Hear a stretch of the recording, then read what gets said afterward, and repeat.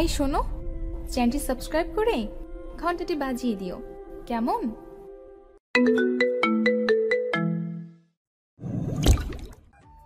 আমি তোমাকে বর হিসেবে মানি না, প্লিজ আমার কাছে এসো না। তোমাকে দেখে আমার ভয় লাগছে। আদর করলে তো ভয় একটু লাগবেই। আজকে যদি আদর করি পরে আর ভয় লাগবে না। কাছে আসেন না ভাবি। ঈশান, আমি তোমার ভাবি হই, প্লিজ এরকম কিছু করো না, তাহলে আমার অনেক ভয় লাগবে। আমি তোমাকে অনেক বিশ্বাস করি, প্লিজ আমার সাথে এমন কিছু করো না। ভাবি হতেন কিন্তু এখন আপনি আমার বউ। তাছাড়া আমি আপনাকে বউ হিসেবে মানি, তাহলে ভাবি হিসেবে মানব কেন? আর আপনি কি আমাকে বিয়ে করেছেন দেবর বলার জন্য?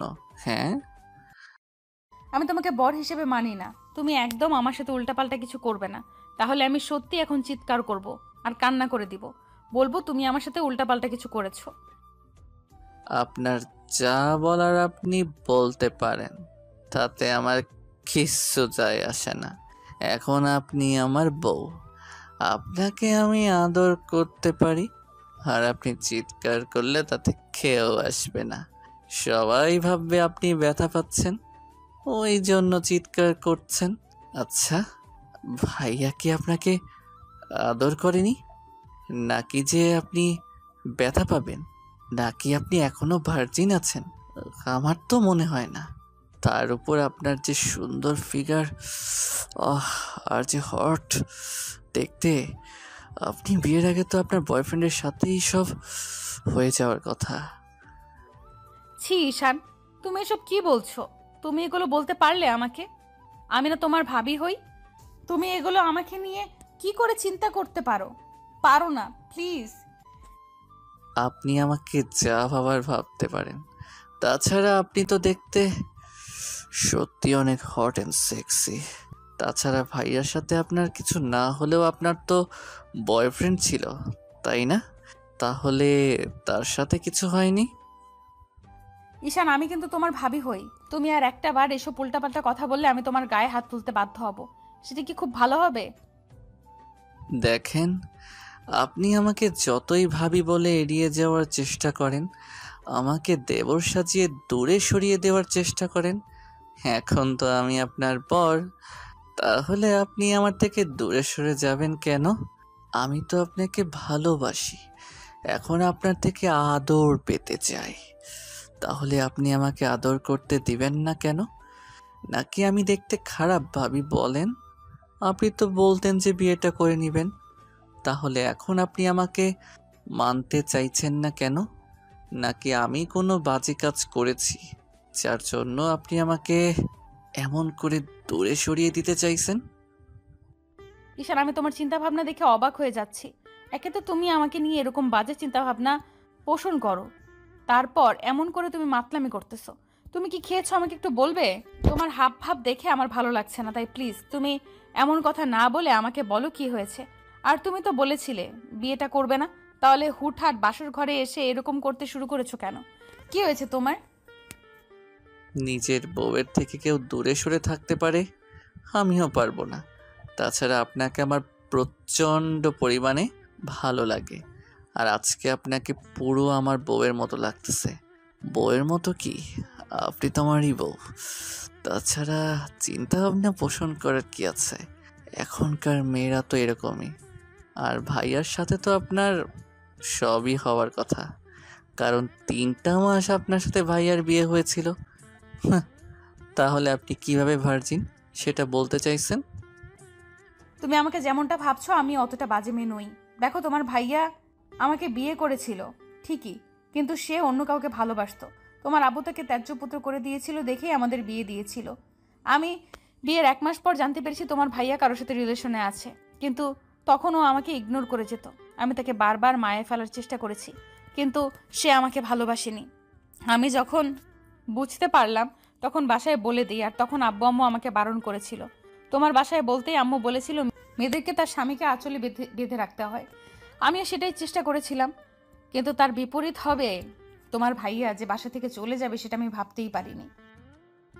ও, তার মানে আপনি বলতে চাইছেন যে বিয়ের আগে আপনি যাই করেছেন না কেন, না করেছেন, কিন্তু ভাইয়ার সাথে আপনার কিছুই হয়নি, তাই তো?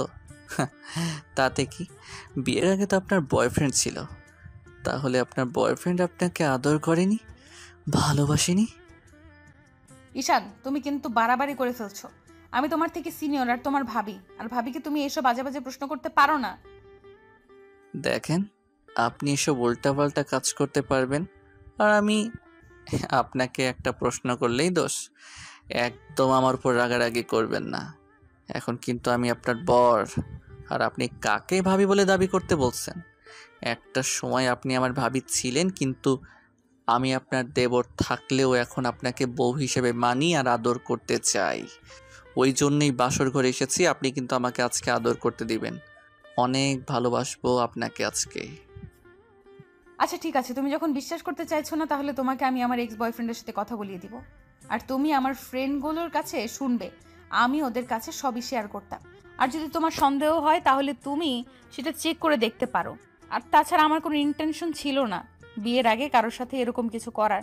আমার বয়ফ্রেন্ড আমাকে অনেকবার বলেছিল, তাই আমি ওর সাথে ব্রেকআপ করে দিয়েছি। আর এখন তুমি যে আমাকে এমন করে সন্দেহ করবে, আমি সেটা ভাবতেই পারিনি। তুমি আজকে যাকে বিয়ে করেছো না, সে এখনো পিওর ভার্জিন আছে। তুমি সেটা বিশ্বাস করো বা নাই করো। তাহলে তো হয়েই গেল। আমি যেমন বউটা চাইছিলাম তেমনটাই পেয়েছি। তারপরও ভয় পেয়ে গেছিলাম যে ভাইয়া তো আপনার সাথে সব করে নিয়েছে, কিন্তু আমার বিশ্বাস হচ্ছিল না যে ভাইয়া আপনার সাথে কিছু করতে পারে। কারণ ওই মেয়েটার সাথে ভাইয়ার বিয়ের আগে সব কিছু হয়ে গেছিল, সেটা আমি কয়েকটা দিন আগেই জানতে পারলাম। আর ওই মেয়েটা এখন প্রেগনেন্ট। ভাইয়া ওকে নিয়ে দেশের বাইরে চলে গেছে। যাওয়ার আগে আমার সাথে কথা হয়েছিল, ভাইয়া বলেছিল আব্বু আম্মুকে বোঝাতে, আর না হলে আপনাকে বিয়ে করে নিতে। আমি মানতে পারছিলাম না, ভাইয়ার উপর অনেকটা রাগ করেছিলাম। ভাইয়া আমাকে অনেক রিকোয়েস্ট করেছিল, কারণ ওই মেয়েটা নাকি সুইসাইড করার চেষ্টা করেছিল, বলেই ভাইয়া এটা করতে বাধ্য হয়েছে। এখন আপনি যদি আমাকে মেনে না নেন, তাহলে আমি আর কি করব বলেন? কি করবে মানে? তুমি আমার থেকে দূরে সরে থাকার চেষ্টা করবে, আমার থেকে অনেক দূরে যাবে। আমি তোমাকে কখনোই বর হিসেবে মানবো না, তোমাকে ভালোবাসতে পারবো না। পাগল নাকি পায়জামা, যে আমি আমার বউকে ছেড়ে দূরে থাকবো? কখনো না। 22টা বছর দেরি করে বউ পেয়েছি, তার উপর বউকে দূরে সরিয়ে রাখবো কখনো? কেন? আমি তো প্রথমে আপনাকে মানতে চাইছিলাম না, কিন্তু আব্বু আম্মুকে অনেক বুঝিয়েছে, আমার বোনটা আমাকে অনেক বুঝিয়েছে। বলেছে বউকে আদর করতে হয়, ভালোবাসতে হয়, তাহলে সে লাইনে আসবে। দেখেন, আপনি যেমনই হন, আমি আপনাকে বিয়ে করেছি ভালোবাসার জন্য, তাই প্লিজ আমাকে দূরে সরিয়ে দিবেন না। কিন্তু ঈশান, আমি তোমাকে ভালোবাসতে পারবো না। তুমি খুব ভালো করেই জানো তোমার ভাইয়ার সাথে আমার বিয়ে হয়েছিল। আর যে ছেলেটাকে আমি নিজের ছোট ভাইয়ের মতো ভেবে আসছি, তাকে কি করে নিজের স্বামীর জায়গাটা দিব বলো? তুমি এত সহজে পাল্টি খেলে কি করে? তুমি না বলতে যে তুমি আমাকে বিয়ে করবে না, তাহলে এখন আবার এরকম ভাবে উল্টাপাল্টা কথা বলছো কেন? তুমি কি খেয়ে এসেছো সেটা বলো তো। আপনার যা ভাবার আপনি ভাবতে পারেন। আমি আজকে আপনার প্রেমে পাগল হয়ে গেছি, প্রেমে মাতাল হয়ে গেছি। আপনার আদর আমার চাই, আপনাকে আমি কাছে পেতে চাই, অনেক বেশি ভালোবাসতে চাই। প্লিজ আমাকে আটকাবেন না, না হলে আমাকে জোর করে সবটা করতে হবে। আর আটকাবেন কি, আজকে আপনি চাইলেও আমাকে আটকাতে পারবেন না, তাহলে সেটা আপনার জন্য খুব খারাপ হবে। আমি জোর করে আপনাকে আদর করব, ভালোবাসবো। তুমি আমার সাথে এমনটা করতে পারো না, আমি তোমাকে খুব ভালো ছেলে বলেই জানি। আর তুমি যদি এরকমটা করো, তোমার উপর যতটুকু বিশ্বাস আমার আছে, তাহলে সেইটুকু বিশ্বাস হারিয়ে যাবে। আমি তো এটাই বুঝতে পারছি না যে আপনার আমার উপর থেকে বিশ্বাসটা হারিয়ে যাবে কেন? আমি না এখন আপনার স্বামী, আমি আপনাকে আদর করতেই পারি। তাছাড়া আমি তো আপনাকে ভালোবেসে ফেলছি। আপনি জানেন না, আপনাকে প্রচণ্ড পরিমাণে আমার কাছে পেতে ইচ্ছা করছে। প্লিজ একটু কাছে আসেন না, এভাবে আটকে দিয়েন না আমাকে। তোমাকে আর কত বোঝাতে হবে যে আমি এটা করতে পারবো না? তুমি খুব ভালো করেই জানো যে আমি তোমাকে ছোট ভাইয়ের মতো দেখি। আমাদের মাঝে দেবর আর ভাবির সম্পর্ক, তোমার আর আমার মাঝে। তাহলে তুমি কি করে বলতে পারছো এরকম কথা? তুমি কেন বুঝতে চাইছো না যে আমি তোমাকে কখনোই স্বামীর অধিকারটা দিতে পারবো না? তুমি শুধু শুধু পাগলামি করে আমাকে বিয়েটাই করলে। তোমাকে আমি বোঝাতেই পারলাম না এসব সম্ভব না ঈশান। বারবার এসব কথা বলে আমাকে রাগিয়ে দিয়েন না প্লিজ। তারপর উল্টাপাল্টা কিছু একটা করে ফেললে তখন কিন্তু আপনারই খারাপ লাগবে। সেটা কি খুব বেশি ভালো হবে বলেন? আমি জানি আপনার কোথাও কোনো রিলেশন ছিল না, তাহলে কেন আমাকে স্বামী হিসেবে মেনে নিতে পারবেন না বলেন? কি সমস্যা আপনার আমাকে মেনে নিতে? বললামই তো, তোমার আমার মাঝে দেবরভাবে সম্পর্ক ছিল, তাহলে কি করে মেনে নেব তোমাকে? আমি তো বলেই দিলাম এইসব মেনে নেওয়া সম্ভব না। তারপরেও তুমি কেন বুঝতে চাইছো না? তুমি বুঝতে পারছো না আমি তোমাকে ভালোবাসতে পারবো না, আর না তোমাকে নিজের সাথে মিশিয়ে নিতে পারবো। শুধু শুধু তুমি এই বিয়েটা করলে আর আমাকে এরকম একটা বাজে পরিস্থিতির মুখে ফেললে। তার মানে আপনি আমাকে কাছে পেতে চান না? আচ্ছা, ভাইয়ার মতো আমিও যদি আপনার থেকে হারিয়ে যাই তাহলে তখন কি করবেন আপনি? ঈশানের মুখে এমন কথা শুনে আদ্রিতা অসহায়ভাবে ওর মুখের দিকে তাকিয়ে রইল। আদ্রিতার মুখটা নিমেষের মধ্যে কালো হয়ে গেছে। ঈশান বুঝতে পারলো আদ্রিতার ভেতরে একটা খারাপ লাগা কাজ করছে। এমনিতেই প্রথমবার ভাইয়াকে বিয়ে করার পর যখন ওর ভাইয়া ওদেরকে ছেড়ে চলে গেছে, তখন আদ্রিতা অনেকটা আপসেট ছিল, অনেক কান্নাকাটি করেছিল। আদ্রিতার মুখটা কালো দেখে ঈশান বলতে লাগলো, সামান্য একটু কথাটা সহ্য করতে পারলেন না? তাহলে যদি সবসময় এরকম ইগনোর করে দূরে সরিয়ে দেন তখন আমিও আপনার থেকে দূরে সরে যাব। যদি ভাইয়ার মতো অন্য কারো প্রতি আসক্ত হয়ে পড়ি সেটা মেনে নিতে পারবেন না। কখন আমাকে কাছে পাবেন না, তখন না শত চাইলেও আমাকে আর নিজের করে পাবেন না। ভালোবাসাটাকে আগলে রাখতে হয়, সেটা কি আপনি জানেন না? তাহলে ন্যাকামিটা করেন কেন? আদ্রিতা মাথা নিচু করে রইল। ঈশান দুলতে দুলতে একটা জায়গায় গিয়ে বসে পড়লো আর বলল, সত্যি করে একটা কথা বলেন তো, আমার কি দোষ ছিল এতে? আমার কি ইচ্ছে করে না নিজের বউকে ভালোবেসে কাছে টেনে নিতে, তাকে আদর করতে? নাকি তাকে কাছে পাওয়ার কোনো অধিকার আমার নেই বলেন? ঈশান, আমি জানি আমার দোষ এটাই যে আমি আপনার জুনিয়র, আপনার দেবর ছিলাম। আপনার থেকে আমার মাত্র 3টা বছরের ডিফারেন্স, তাহলে কেন আপনি আমাকে ভালোবাসতে পারবেন না? কি এমন অন্যায় করেছি আমি যার জন্য আপনি আমাকে স্বামীর অধিকার দিতে পারবেন না? আচ্ছা, আপনি তো সময় নিলে পারেন, তারপরও আপনি সেটা করতে চাইছেন না। কি এমন সমস্যা আমার মধ্যে? আমি দেখতে খারাপ, বাজে ছেলে যার জন্য আপনি আমাকে ভালোবাসতে পারবেন না? তাহলে বিয়ে করেছিলেন কেন? আমার কি কোনো ইচ্ছা স্বপ্ন থাকতে পারে না? 22টা বছর ধরে নিজের মধ্যে ভালোবাসাটাকে জমিয়ে রেখেছি। কখনো কাউকে ভালোবাসিনি শুধু বউকে ভালোবাসবো বলে। আর এমন একজনকে বিয়ে করলাম যে কিনা কিছুদিন আগেও আমার ভাইয়ার বউ ছিল। আর ভাইয়া এরকম একটা পরিস্থিতিতে ফেলে তার বউকে আমাকে বিয়ে করতে বাধ্য করলো। এই দোষটা কি আমার বলেন? আমি তো পরিস্থিতিটাকে মেনে নিয়েছিলাম, ভাগ্যটাকে মেনে নিয়ে আপনার সাথে সবটা নতুন করে সাজানোর চেষ্টা করেছিলাম। আপনি কি করলেন? আমার সবটা ভেঙে দিলেন। আমি বাসর ঘরে আসতেই আপনি আমাকে এমন রিজেক্ট করলেন। আসলে ভালোবাসাটা আমার জন্য না। আমি যদি আর 10টা ছেলের মতো বকাটে হতাম তাহলে আপনি ঠিকই আমাকে ভালোবাসতেন। আমার মধ্যে না কোনো বাজে নেশা আছে, না কোনো মেয়ের সাথে আমি রিলেশনে আছি। আসলে কি বলেন তো, আমি না এখন আপনার থেকে কোনো কেন জানি দূরেই থাকতে পারছি না, আর আপনি আমাকে এমন করে দূরে সরিয়ে দিচ্ছেন। প্লিজ ঈশান, এগুলো বলো না, আমি এগুলো শুনতে পারছি না। প্লিজ এসব বলো না। আজকে এগুলো আপনাকে শুনতেই হবে। আপনি যদি আমাকে বিয়েটা নাই করবেন তাহলে কালকে রাতেও আমাকে বলতে পারতেন আমি বিয়েটা করতাম না। সেটা না করে ঢং দেখিয়ে বিয়েটা করলেন, কিন্তু এখন আমাকে মানতে পারবেন না বলছেন। আমার কি কোনো ইচ্ছা স্বপ্ন নেই, নাকি আমার স্ত্রীর কাছ থেকে আমার কোনো চাহিদা থাকতে পারে না বলেন? ছি, তোমার চিন্তা ভাবনা এতটা বাজে। তুমি এসব চিন্তা আমাকে নিয়ে করতে পারো কি করে ঈশান? হ্যাঁ জানি আমি বাজে, আমি ফাজিল একটা ছেলে, ওই জন্য কেউ আমাকে কখনো ভালোবাসেনি। আমার চেহারাটা বাজে, ওই জন্য আপনি আমাকে ভালোবাসতে চাইছেন না তো। কিন্তু দেখবেন একটা সময় আপনি নিজে থেকে আমাকে ভালোবাসতে চাইবেন, তখন না অনেক বেশি দেরি হয়ে যাবে। হয়তো দূরে কোথাও হারিয়ে যাব, না হলে অন্য কারো মায়ায় পড়ে যাব। আমি আর এইভাবে নিজেকে কষ্ট দিব না। অনেক নিজের ভালোবাসাটাকে নিজের মধ্যে জমিয়ে রেখেছি, তারপরও কারো মাঝে সেটা বিলিয়ে দেইনি, শুধু বউকে ভালোবাসবো বলে। আর আজকে বাসর ঘরে আসার পর আপনি এমন কিছু বললেন, এসব কথা শোনার পর মনে হচ্ছে এই বিয়েটা না করাটাই আমার জন্য শ্রেয় ছিল। ঈশানের এরকম কথা শুনে আদ্রিতা ফ্যাল ফ্যাল করে ওর মুখের দিকে তাকিয়ে রইল। আদ্রিতা বুঝতে পারছে ঈশান ওর কথাগুলো শোনার পর কতটা কষ্ট পেয়েছে, যার জন্য সব কথা বারবার বলেই যাচ্ছে। ঈশান জানে আদ্রিতা এত সহজে কাছে আসতে দেবে না, না ওকে আদর করতে দেবে, যার জন্য ঈশানের প্রচণ্ড পরিমাণে রাগও হচ্ছিল। তার উপর ঈশান এরকম একটা নেশার ওষুধ খেয়েছে যার জন্য ওর ভেতর খুব উত্তেজনা কাজ করছে। ঈশান একটা নেশার দৃষ্টিতে আদ্রিতার দিকে তাকিয়ে আছে, আর যদি ওকে বারণ করে চলেছে, তাই ঈশান বেশ কিছুক্ষণ ওর দিকে তাকিয়ে রইল। তারপর একটা সময় ওর অনেকটা কাছে চলে গেল। আদ্রিতা পেছাতে পেছাতে দেয়ালের সাথে ঠেকে গেল। ঈশান আদ্রিতাকে জোর করে কাছে টেনে নেয়। আদ্রিতা একদম ভয় পেয়ে চুপসে গেছে। ঈশান আলতো করে ওর ঠোঁটের উপর আঙ্গুল দিয়ে স্লাইড করে বলল, কোনো কথা নেই, আজকে রাতে শুধু আমি আর আপনি, আপনি আর আমি দুজন দুজনকে ভালোবাসবো। আপনি তো ভাইয়ার আদর পাননি, আজকে দেখবেন আমি আপনাকে কত ভালোভাবে আদর করে দিই। আপনার ভালো লাগবে, প্লিজ আমাকে আটকাবেন না। আর আমি তো আপনার স্বামী, কি করে আটকাবেন আমাকে? আমি জানি আপনি কখনো আমাকে আটকাবেন না। হ্যাঁ, এটা ঠিক যে মেনে নিতে সমস্যা হবে, তারপরও আজকে আদর করে দেখেন, আপনি আমাকে ভালোবাসতে শুরু করবেন। ঈশান প্লিজ আমার সাথে এমন করো না। তুমি জানো আমি তোমার ভাইয়ার বউ ছিলাম, তাহলে তুমি কেন আমার সাথে এমন মিসবিহেভ করছো? তুমি আমাকে একটু সময় দিবে না প্লিজ? এরকমটা করো না, আমি জানি তুমি এমনটা কখনো করবে না। কেন করব না? নিজের বউয়ের সাথে না করলে কার সাথে করব? আর আপনি বারবার ভাইয়ার কথা বলছেন।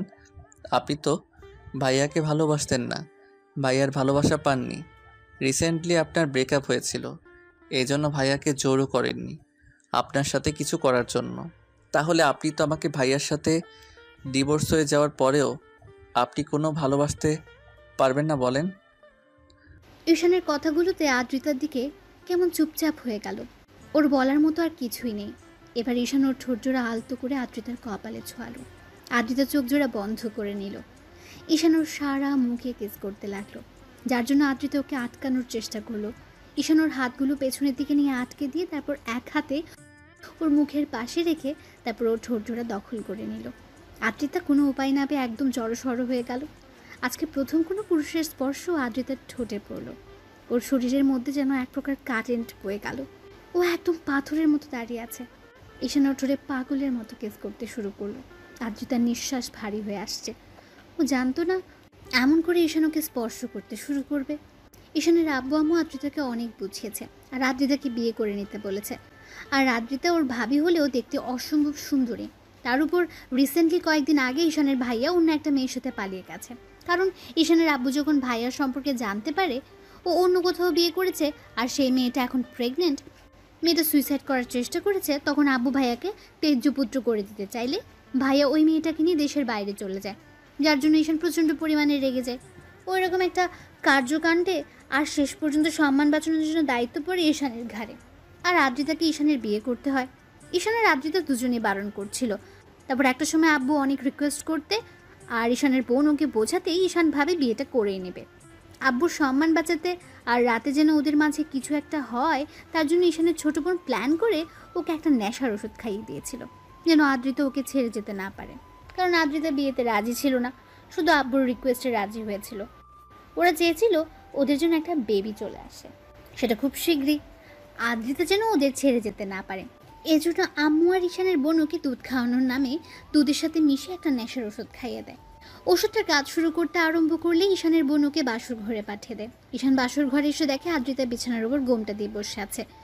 তারপর যখন উঠে এসে ওকে সালাম করতে যায় তখন ঈশান ওকে উঠিয়ে নেয়। তারপর বুকের সাথে জড়িয়ে ধরতে আদ্রিতা ওকে ছেড়ে দিয়ে কিছুটা দূরে সরে গেল। তখন ঈশান আর আদ্রিতার মাঝে কি কথা হলো সেটা তো আপনারা জানতেই পারলেন। তো ঈশান আদ্রিতার ঠোঁটজোড়া ছেড়ে দিয়ে ও সারা মুখে কিস করতে শুরু করে।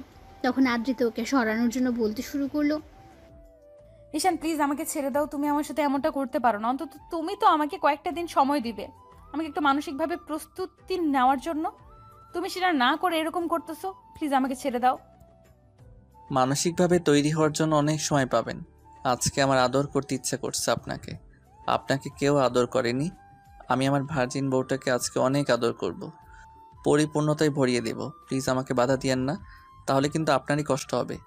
আপনি আমার বুকের সাথে জড়িয়ে ধরে রাখেন, আমার সাথে রেসপন্স করেন, দেখেন আপনার ভালো লাগবে। আদ্রিতা কিছু বলে ওঠার আগে ঈশান ওকে কোলে তুলে নিল, তারপর ব্যাডে শুইয়ে দিল। আদ্রিতা কিছু বলার আগে ঈশান ওর সারা মুখে, নাকে, কানে, গলায় আর ঘাড়ে কিস করতে লাগলো। আর আদ্রিতা ভাবছে এই পাগলটাকে এখন কি করে শান্ত করবে, হয়তো পারবে না। আর এখন ঈশান ওর স্বামী, তাই চাইলে ওকে আটকানো সম্ভব না। আর আদ্রিতা ঈশানের শরীরের উত্তাপে বুঝতে পারছিল ও হয়তো নেশা করে এসেছে, না হলে যে ছেলেটা ওর সাথে ভালোভাবে কথাই বলতে পারতো না সে ছেলেটাই আজকে ওকে এমন করে স্পর্শ করছে। ঈশান পুরো মাতাল মাতাল হয়ে আছে। আর আদ্রিতা যদি এখন ওকে আটকানোর চেষ্টা করে তাহলে হয়তো প্রচণ্ড পরিমাণে রেগে যাবে, তাহলে ঈশান ওর সাথে সবটাই করতে পারে। তাই আদ্রিতা চুপ করে রইল। ঈশানও সুযোগ পেয়ে আদ্রিতাকে আদরের মাত্রা বাড়িয়ে দিল। আদ্রিতার নিঃশ্বাসটা ভারী হয়ে আসছে, ওর বুকটা ক্রমশ ওঠানামা করছিল। আদ্রিতার গরম নিঃশ্বাসের শব্দে ঈশান বুঝতে পারছিল ও প্রচণ্ড পরিমাণে উত্তেজিত হয়ে গেছে। তার উপর প্রথম কোনো পুরুষ ওকে স্পর্শ করেছে। ঈশান আদর করতে করতে নিচের দিকে নামলো। তারপর হুটহাট করে আদ্রিতার বুকের উপর থেকে শাড়ির আঁচলটা সরিয়ে দিতে ও চোখ জোড়া বন্ধ করে নিল। ঈশানও সাথে সাথে আদ্রিতার বুকের উপর ডিপলি কয়েকটা কিস করে দিল। ঈশানার স্পর্শে আদ্রিতার মধ্যে অজানা এক শিহরণ বয়ে গেল। ও প্রচণ্ড পরিমাণে কেঁপে উঠল। আদ্রিতা আর থাকতে না পেরে ঈশানকে বুকের সাথে খুব শক্ত করে চেপে ধরল। আদ্রিতা থেকে প্রথম কোনো রেসপন্স পেয়ে ঈশানও বুঝে গেল এখন আর আদ্রিতা চাইলে ওকে বাধা দিতে পারবে না। তাই ঈশান আদ্রিতার শরীর থেকে সব কাপড়গুলো সরিয়ে নিয়ে কিস করতে লাগলো।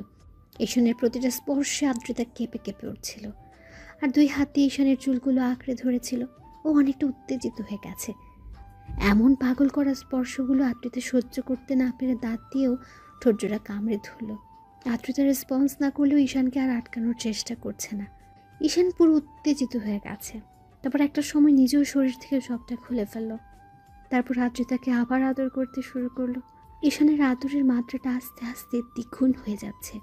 আদ্রিতার থাকতে না পেরে রেসপন্স দিতে আরম্ভ করলো। তো একটা সময় ঈশান কিস করতে করতে আদ্রিতার নাভি অবধি চলে গেল। তারপর নাভি থেকে বেশ কিছুক্ষণ করে তাকিয়ে রইল। আদ্রিতার কিউট আর হট নাভিটা ঈশানকে আরো উত্তেজিত করে দিচ্ছিল। ঈশানের স্পর্শ না পেয়ে আদ্রিতার চোখ খুলল। ঈশান ড্যাপ ড্যাপ করে ওর নাভিটার দিকে তাকিয়ে আছে। এবার ঈশান আদ্রিতার মুখের দিকে তাকালো। তখন ও বলল, কি দেখো এমন করে? আপনার নাভিটা না অনেক কিউট আর হট, আর নাভির পাশের তিলটা না এত বেশি হট লাগছে যার জন্য আদর করে ভরিয়ে দিতে ইচ্ছা করছে। আদ্রিতা উত্তেজনার ঘোরেও ঈশানের কথাতে লজ্জা পেয়ে পুরো লাল হয়ে গেল। ও কিছু বুঝে ওঠার আগে ঈশান নাভিতে নাক ডুবিয়ে দিল। আদ্রিতা এবার ঘন ঘন নিঃশ্বাস ফেলতে লাগলো। ও বারবার ঈশানের চুলগুলো শক্ত করে দু হাত দিয়ে খামচে ধরেছে। পুরো রুমটা জুড়ে শুধু দুজনের নিঃশ্বাসের শব্দটাই ভেসে বেড়াচ্ছে। ঈশান আদ্রিতার নাভিতে কয়েকটা ডিপ কিস করলো আর সাথে অসংখ্য লাভ বাইট দিল। তাতে আদ্রিতা ঈশানকে আরো শক্ত করে ওর নাভির সাথে চেপে ধরলো। তারপর ঈশানও আর দেরি না করে আদ্রিতাকে ভালোবাসার গভীর স্পর্শ দিতে লাগলো। ওর প্রথম স্পর্শটা পেতে আদ্রিতা একদম শিউরে উঠলো আর ওকে শক্ত করে আঁকড়ে ধরল। আদ্রিতার নখগুলো ঈশানের পিঠে বসে যাচ্ছে, সেদিকে ওর কোনো খেয়াল নেই। ঈশান শুধু ওকে স্পর্শের উপর স্পর্শ দিয়ে যাচ্ছে আর পুরো রুমটা জুড়ে শুধু দুষ্টু মিষ্টি কিছু শব্দ ভেসে বেড়াতে লাগলো। আর আদ্রিতা না চাইতে ওর দেবর জুনিয়র মাতাল বরটাকে নিজের বুকের সাথে জড়িয়ে নিচ্ছে। তারপর একটা সময় ঈশান ক্লান্ত হয়ে আদ্রিতার বুকে মাথা দিয়ে ওকে জড়িয়ে ধরে ঘুমিয়ে পড়লো। আদ্রিতা কেমন যেন ওর মুখের দিকে তাকিয়ে রইল।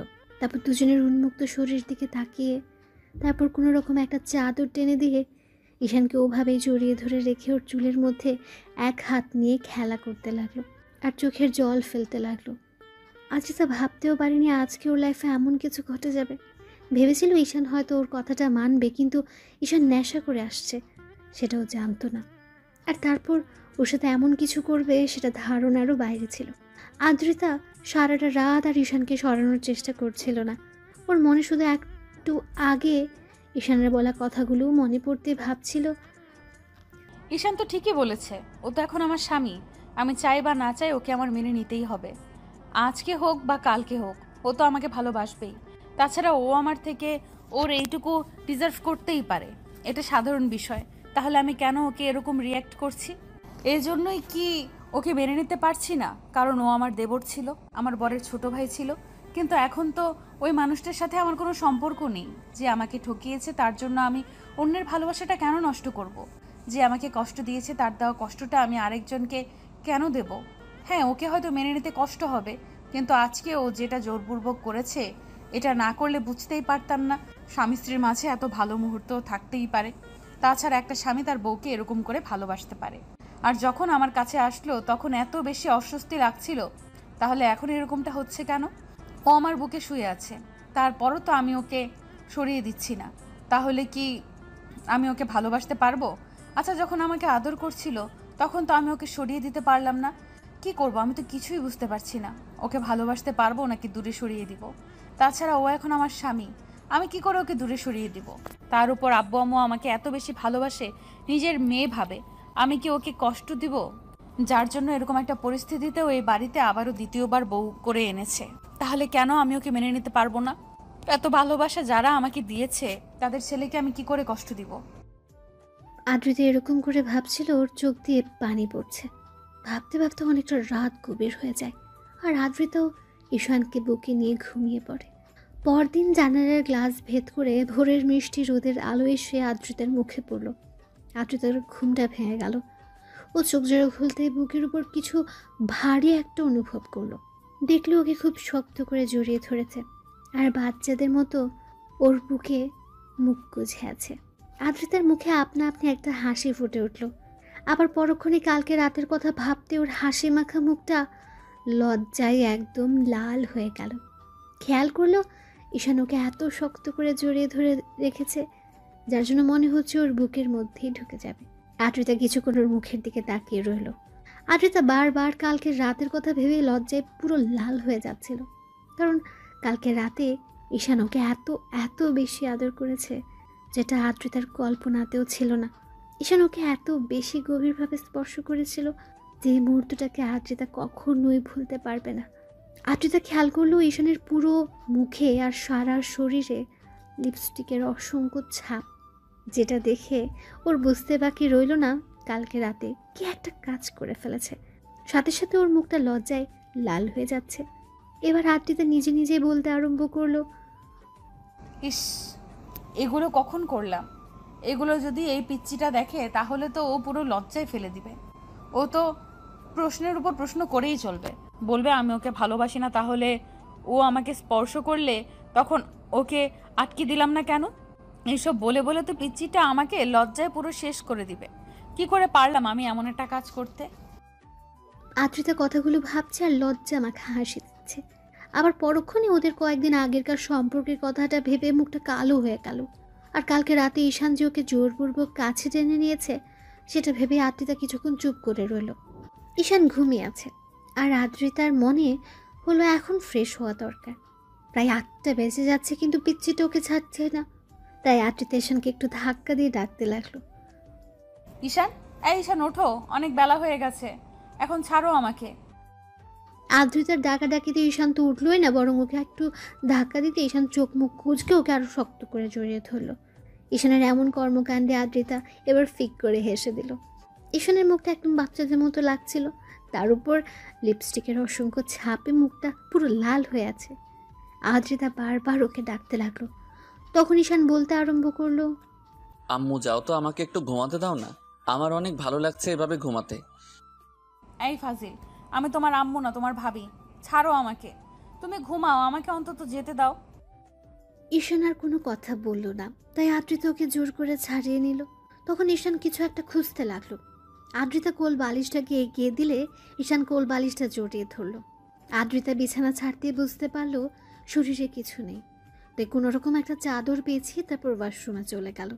আদ্রিতা ওয়াশরুমে গিয়ে কিছুক্ষণ বেসিনের সামনে দাঁড়িয়ে নিজেকে দেখতে লাগলো।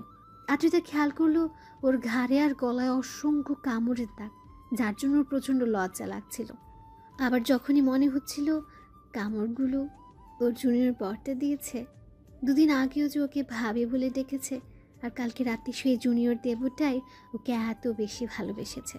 ঈশান আদ্রিতার পূর্বের সম্পর্কের কথাটা মনে হতে ওর মুখটা কালো হয়ে গেল।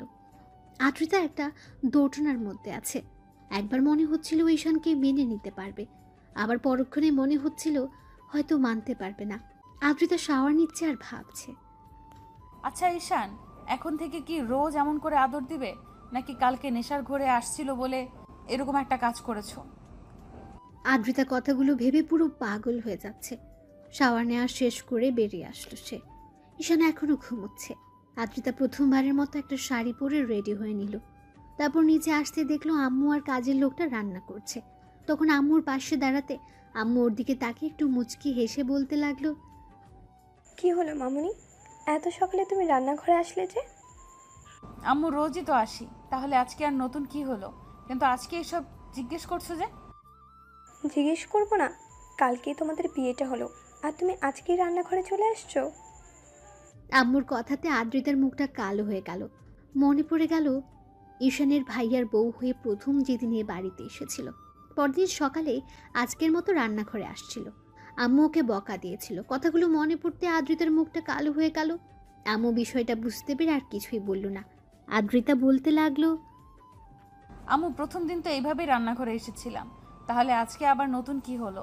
তাছাড়া এমন না যে আমি এই বাসায় নতুন বউ হয়ে আসছি তাই রান্নাঘরে আসতে পারবো না। মামুনি, সেটা ঠিক আছে, কিন্তু কালকেই তো তোমাদের বিয়ে হলো, তুমি এমন করে বলছো কেন? দেখো মামুনি, যেভাবেই তোমাদের বিয়েটা হোক, তারপরও সবেমাত্র বিয়েটা হলো, তাই তুমি আমাদের বাড়ির আবারও সেই নতুন বউ, তাই এরকম ভাবার কোনো কারণ নেই। তুমি রুমে যাও, ঈশানকে ডেকে উঠাও। ও কি ঘুমাচ্ছে নাকি উঠেছে? আদ্রিতার বারবার মনে হচ্ছে ঠিক এই কথাগুলো আম্মু প্রথমবার ওর বিয়ের পর বলেছিল, আর আজকেও এমনটা বলছে। আদ্রিতা বেশ কিছুক্ষণ চুপচাপ থেকে রুমে চলে গেল। ঈশান এখনো ঘুমোচ্ছে। আদ্রিতা ওকে আর ডিস্টার্ব করলো না, গিয়ে সোফায় বসলো আর ঈশানের মুখের দিকে তাকিয়ে রইল। ঈশান বারবার বালিশের এপাশ ওপাশ করছে। ওর শরীরে কালকে রাতের আদ্রিতার দেওয়া লিপস্টিকের ছাপগুলো এখনো স্পষ্ট, তার জন্য আদ্রিতাকে বারবার লজ্জায় পড়তে হচ্ছে। আদ্রিতা এক ধ্যানে ওর জুনিয়র বটার মুখের দিকে কতক্ষণ যে তাকিয়েছিল ঠিক নেই। তারপর হুঁশ ফিরতেই বুঝতে পারলো 9টা বেজে গেছে। বুঝতেই পারেনি কখন এতটা সময় পার হয়ে গেছে। এরই মাঝে আম্মুর ডাক পড়লো, ওদের নিচে যেতে বলছে। আদ্রিতা হুড়ুহুড়ি করে এসে ঈশানের পাশে বসে ওকে ডাকতে লাগলো, এই ঈশান, ঈশান ওঠো, দেখো কত বেলা হয়ে গেছে। এত বেলা অবধি শুয়ে থাকলে সবাই কি ভাববে বলো? ঈশানের ঘুমটা যেন ভাঙতেই চাইছে না, তাই আদ্রিতা একটু জোরে সোরে ধাক্কা দিল। ঈশান তাড়াহুড়ো করে উঠে বসলো। খেয়াল করলো আদ্রিতা ড্যাব ড্যাব করে ওর দিকে তাকিয়ে আছে। ঈশান কিছু বুঝে ওঠার আগে আদ্রিতা বলতে লাগলো, কি সমস্যা কি তোমার? সে কখন থেকে ডাকছি, উঠছই না, কি হয়েছে দেখি? কি হবে মানে, একটু কি ঘুমাতেও দিবেন না? আমি এই বেডে কেন, আর আপনি এখানে কি করছেন? হ্যাঁ, এখন তো ভুলে যাবেই। অন্তত এইটুকু তো মনে আছে কালকে আমাদের বিয়ে হয়েছে, নাকি এখন আবার আমাকে ভাবি বলে ডাকবে? আদ্রিতার দ্বারা এরকম কথাতে ঈশানের মনে পড়তে লাগলো কালকে তো ওদের বিয়ে হয়েছে। তারপর বিয়ের পর থেকে রাতে বাসর ঘরে আসা পর্যন্ত কী হয়েছিল সবই মনে পড়তে লাগলো। এখনও ঈশানের মাথাটা ঝিমঝিম করছে। বেশ কিছুক্ষণ ওর ভাবি বউয়ের মুখের দিকে তাকিয়ে রইল। আদ্রিতা রাগী মুড নিয়ে বলতে লাগলো, কাল রাতে অনেক নাটক দেখিয়েছো, এখন আর কোনো নাটক দেখাতে হবে না। উঠো, যাও গোসল করে আসো, আম্মু আমাদের নিচে যেতে বলেছে। কেন গোসল করতে হবে কেন? ঢং না দেখিয়ে একবার ওয়াশরুমে গিয়ে নিজেকে আয়নায় দেখো, বুঝতে পারবে কেন গোসল করতে হবে। আদ্রিতার কথা বলে মুচকি হাসলো। তখন ঈশান নিজের শরীরের দিকে তাকালো, আর যেটা দেখলো সেটা দেখার জন্য মোটেও প্রস্তুত ছিল না। ঈশান চাদরটা একটু শরীরে থেকে সরিয়ে দেখলো অসংখ্য লিপস্টিকের ছাপ লেগে আছে, তার উপর শরীরে কিছুই নেই। ঈশান সাথে সাথে চাদর দিয়ে নিজেকে ঢেকে ফেলল। আদ্রিতা আবারও একটা ডেভিল হাসি দিতে ঈশান দৌড়ে ওয়াশরুমে ঢুকে গেল। তারপর ভ্যাসিনের সামনে দাঁড়িয়ে খেয়াল করলো ওর পুরো শরীরে লিপস্টিকের অসংখ্য ছাপ। ও পুরো লাল হয়ে আছে। ঈশান বলতে আরম্ভ করলো, আল্লাহ, কালকে রাতে কি একটা কাজ করে ফেলেছি। এসব কখন করলাম আমি? আর উনি বা আমার কাছে আসলো কখন? বিয়ে তো হয়েছিল সেটা মনে আছে, তারপর রুমে যখন আসলাম কেমন যেন মাথাটা ঝিমঝিম করছিল, তারপর তো আর কিছু মনে নেই। ঈশান অনেকক্ষণ যাবৎ মনে করার চেষ্টা করলো কিন্তু পারল না। তারপর শাওয়ার নিয়ে বের হতে খেয়াল করলো আদ্রিতা ওর জন্য ড্রেস নিয়ে বসে আছে। ঈশান আসতে দেখলে আদ্রিতা ড্যাব ড্যাব করে ওর দিকে তাকিয়ে আছে। ঈশান নিজের দিকে খেয়াল করলো ওর বুকের লোমগুলো থেকে পানি পড়ছে, যার জন্য আদ্রিতা ঘোর লাগা দৃষ্টিতে ওর দিকে তাকিয়ে আছে। ঈশান একটু লজ্জা পেয়ে গেল আর বলতে আরম্ভ করলো, কি দেখেন এমন করে? কি আর দেখবো, কালকে রাত্রি তো সবটাই দেখে নিয়েছি, আর তুমিও সবটাই দেখে নিয়েছো। এখন আবার নতুন করে কি দেখার আছে? মানে কি বোঝাতে চাইছেন কি আপনি? আমি কিন্তু কিছু করিনি। তুমিই করেছো, এখন নাটক করো না তো। আচ্ছা সত্যি করে একটা কথা বলো তো, কালকে রাতে কি খেয়েছিলে, কি হয়েছিল তোমার, ওরকম মাতলামি করছিলে কেন? আদ্রিতার মুখে এমন কথা শুনে ঈশান ধপাস করে বিছানায় বসে পড়ল। ওর মনে হতে লাগলো যে হয়তো কিছু একটা খেয়েছিল। ঈশান ভাবতে লাগলো কি খেয়েছিল। তারপর হুটহাট করে মনে হতে লাগলো যে রুমে আসার আগে ওর বোনকে 1 গ্লাস দুধ খাইয়ে দিয়েছিল। আর দুধের সাথে হয়তো কিছু একটা ছিল, কারণ দুধটা খাওয়ার পর থেকে মাথাটা কেমন ঝিমঝিম করছিল। ঈশানের মনে হতে লাগলো শেষ পর্যন্ত ছোট বোনের সাথে এমনটা করলো। তাই ঈশান বেশ কিছুক্ষণ বসে থেকে বলতে লাগলো, আসলে কালকে একটু ড্রিঙ্কস করেছিলাম, ওই জন্য হয়তো এরকমটা হয়েছে। ছি, কি বলো এগুলো? তুমি আবার ছাই পাশ খাওয়া শুরু করেছো কবে থেকে? দেখো, কালকে যেটা করেছো করেছো, ভুলেও কিন্তু আর এইসব খেয়ে আমার কাছে আসবে না। আদ্রিতা কথাগুলো রাগী মুড নিয়েই বলল, যার জন্য ঈশানের হুটহাট করে মনে হলো কালকে রাতে হয়তো ওদের মাঝে কিছু একটা হয়েছে। না হলে আদ্রিতা ওর সাথে কেমন অধিকার খাটাতে শুরু করেছে। তার উপর শরীরে লিপস্টিকের ছাপ দেখে ঈশান বুঝে গেছে কিছুটা একটা হয়েছে। আর যেটা হয়েছে সেটা ঈশান হয়তো মনে করতে পারছে না, কিন্তু খুব গভীর একটা সম্পর্ক ওদের মাঝে স্থাপন হয়েছে। তাই ঈশান বলতে লাগলো, আচ্ছা ঠিক আছে, ওগুলো খেয়ে আসবো না, এমনি তো আপনার কাছে আসতে পারি, তাই না? বলে ঈশান একটু মুচকে হাসলো। তখন আদ্রিতা কেমন করে যেন ওর দিকে তাকিয়ে রইল। তো আদ্রিতা লজ্জায় আর কথা বলতে পারলো না। ঈশান রেডি হয়ে নিতে চলে গেল, আদ্রিতাও পেছন পেছন গেল। তারপর সিঁড়ির কাছে আসতেই দুজন একসাথে নামলো।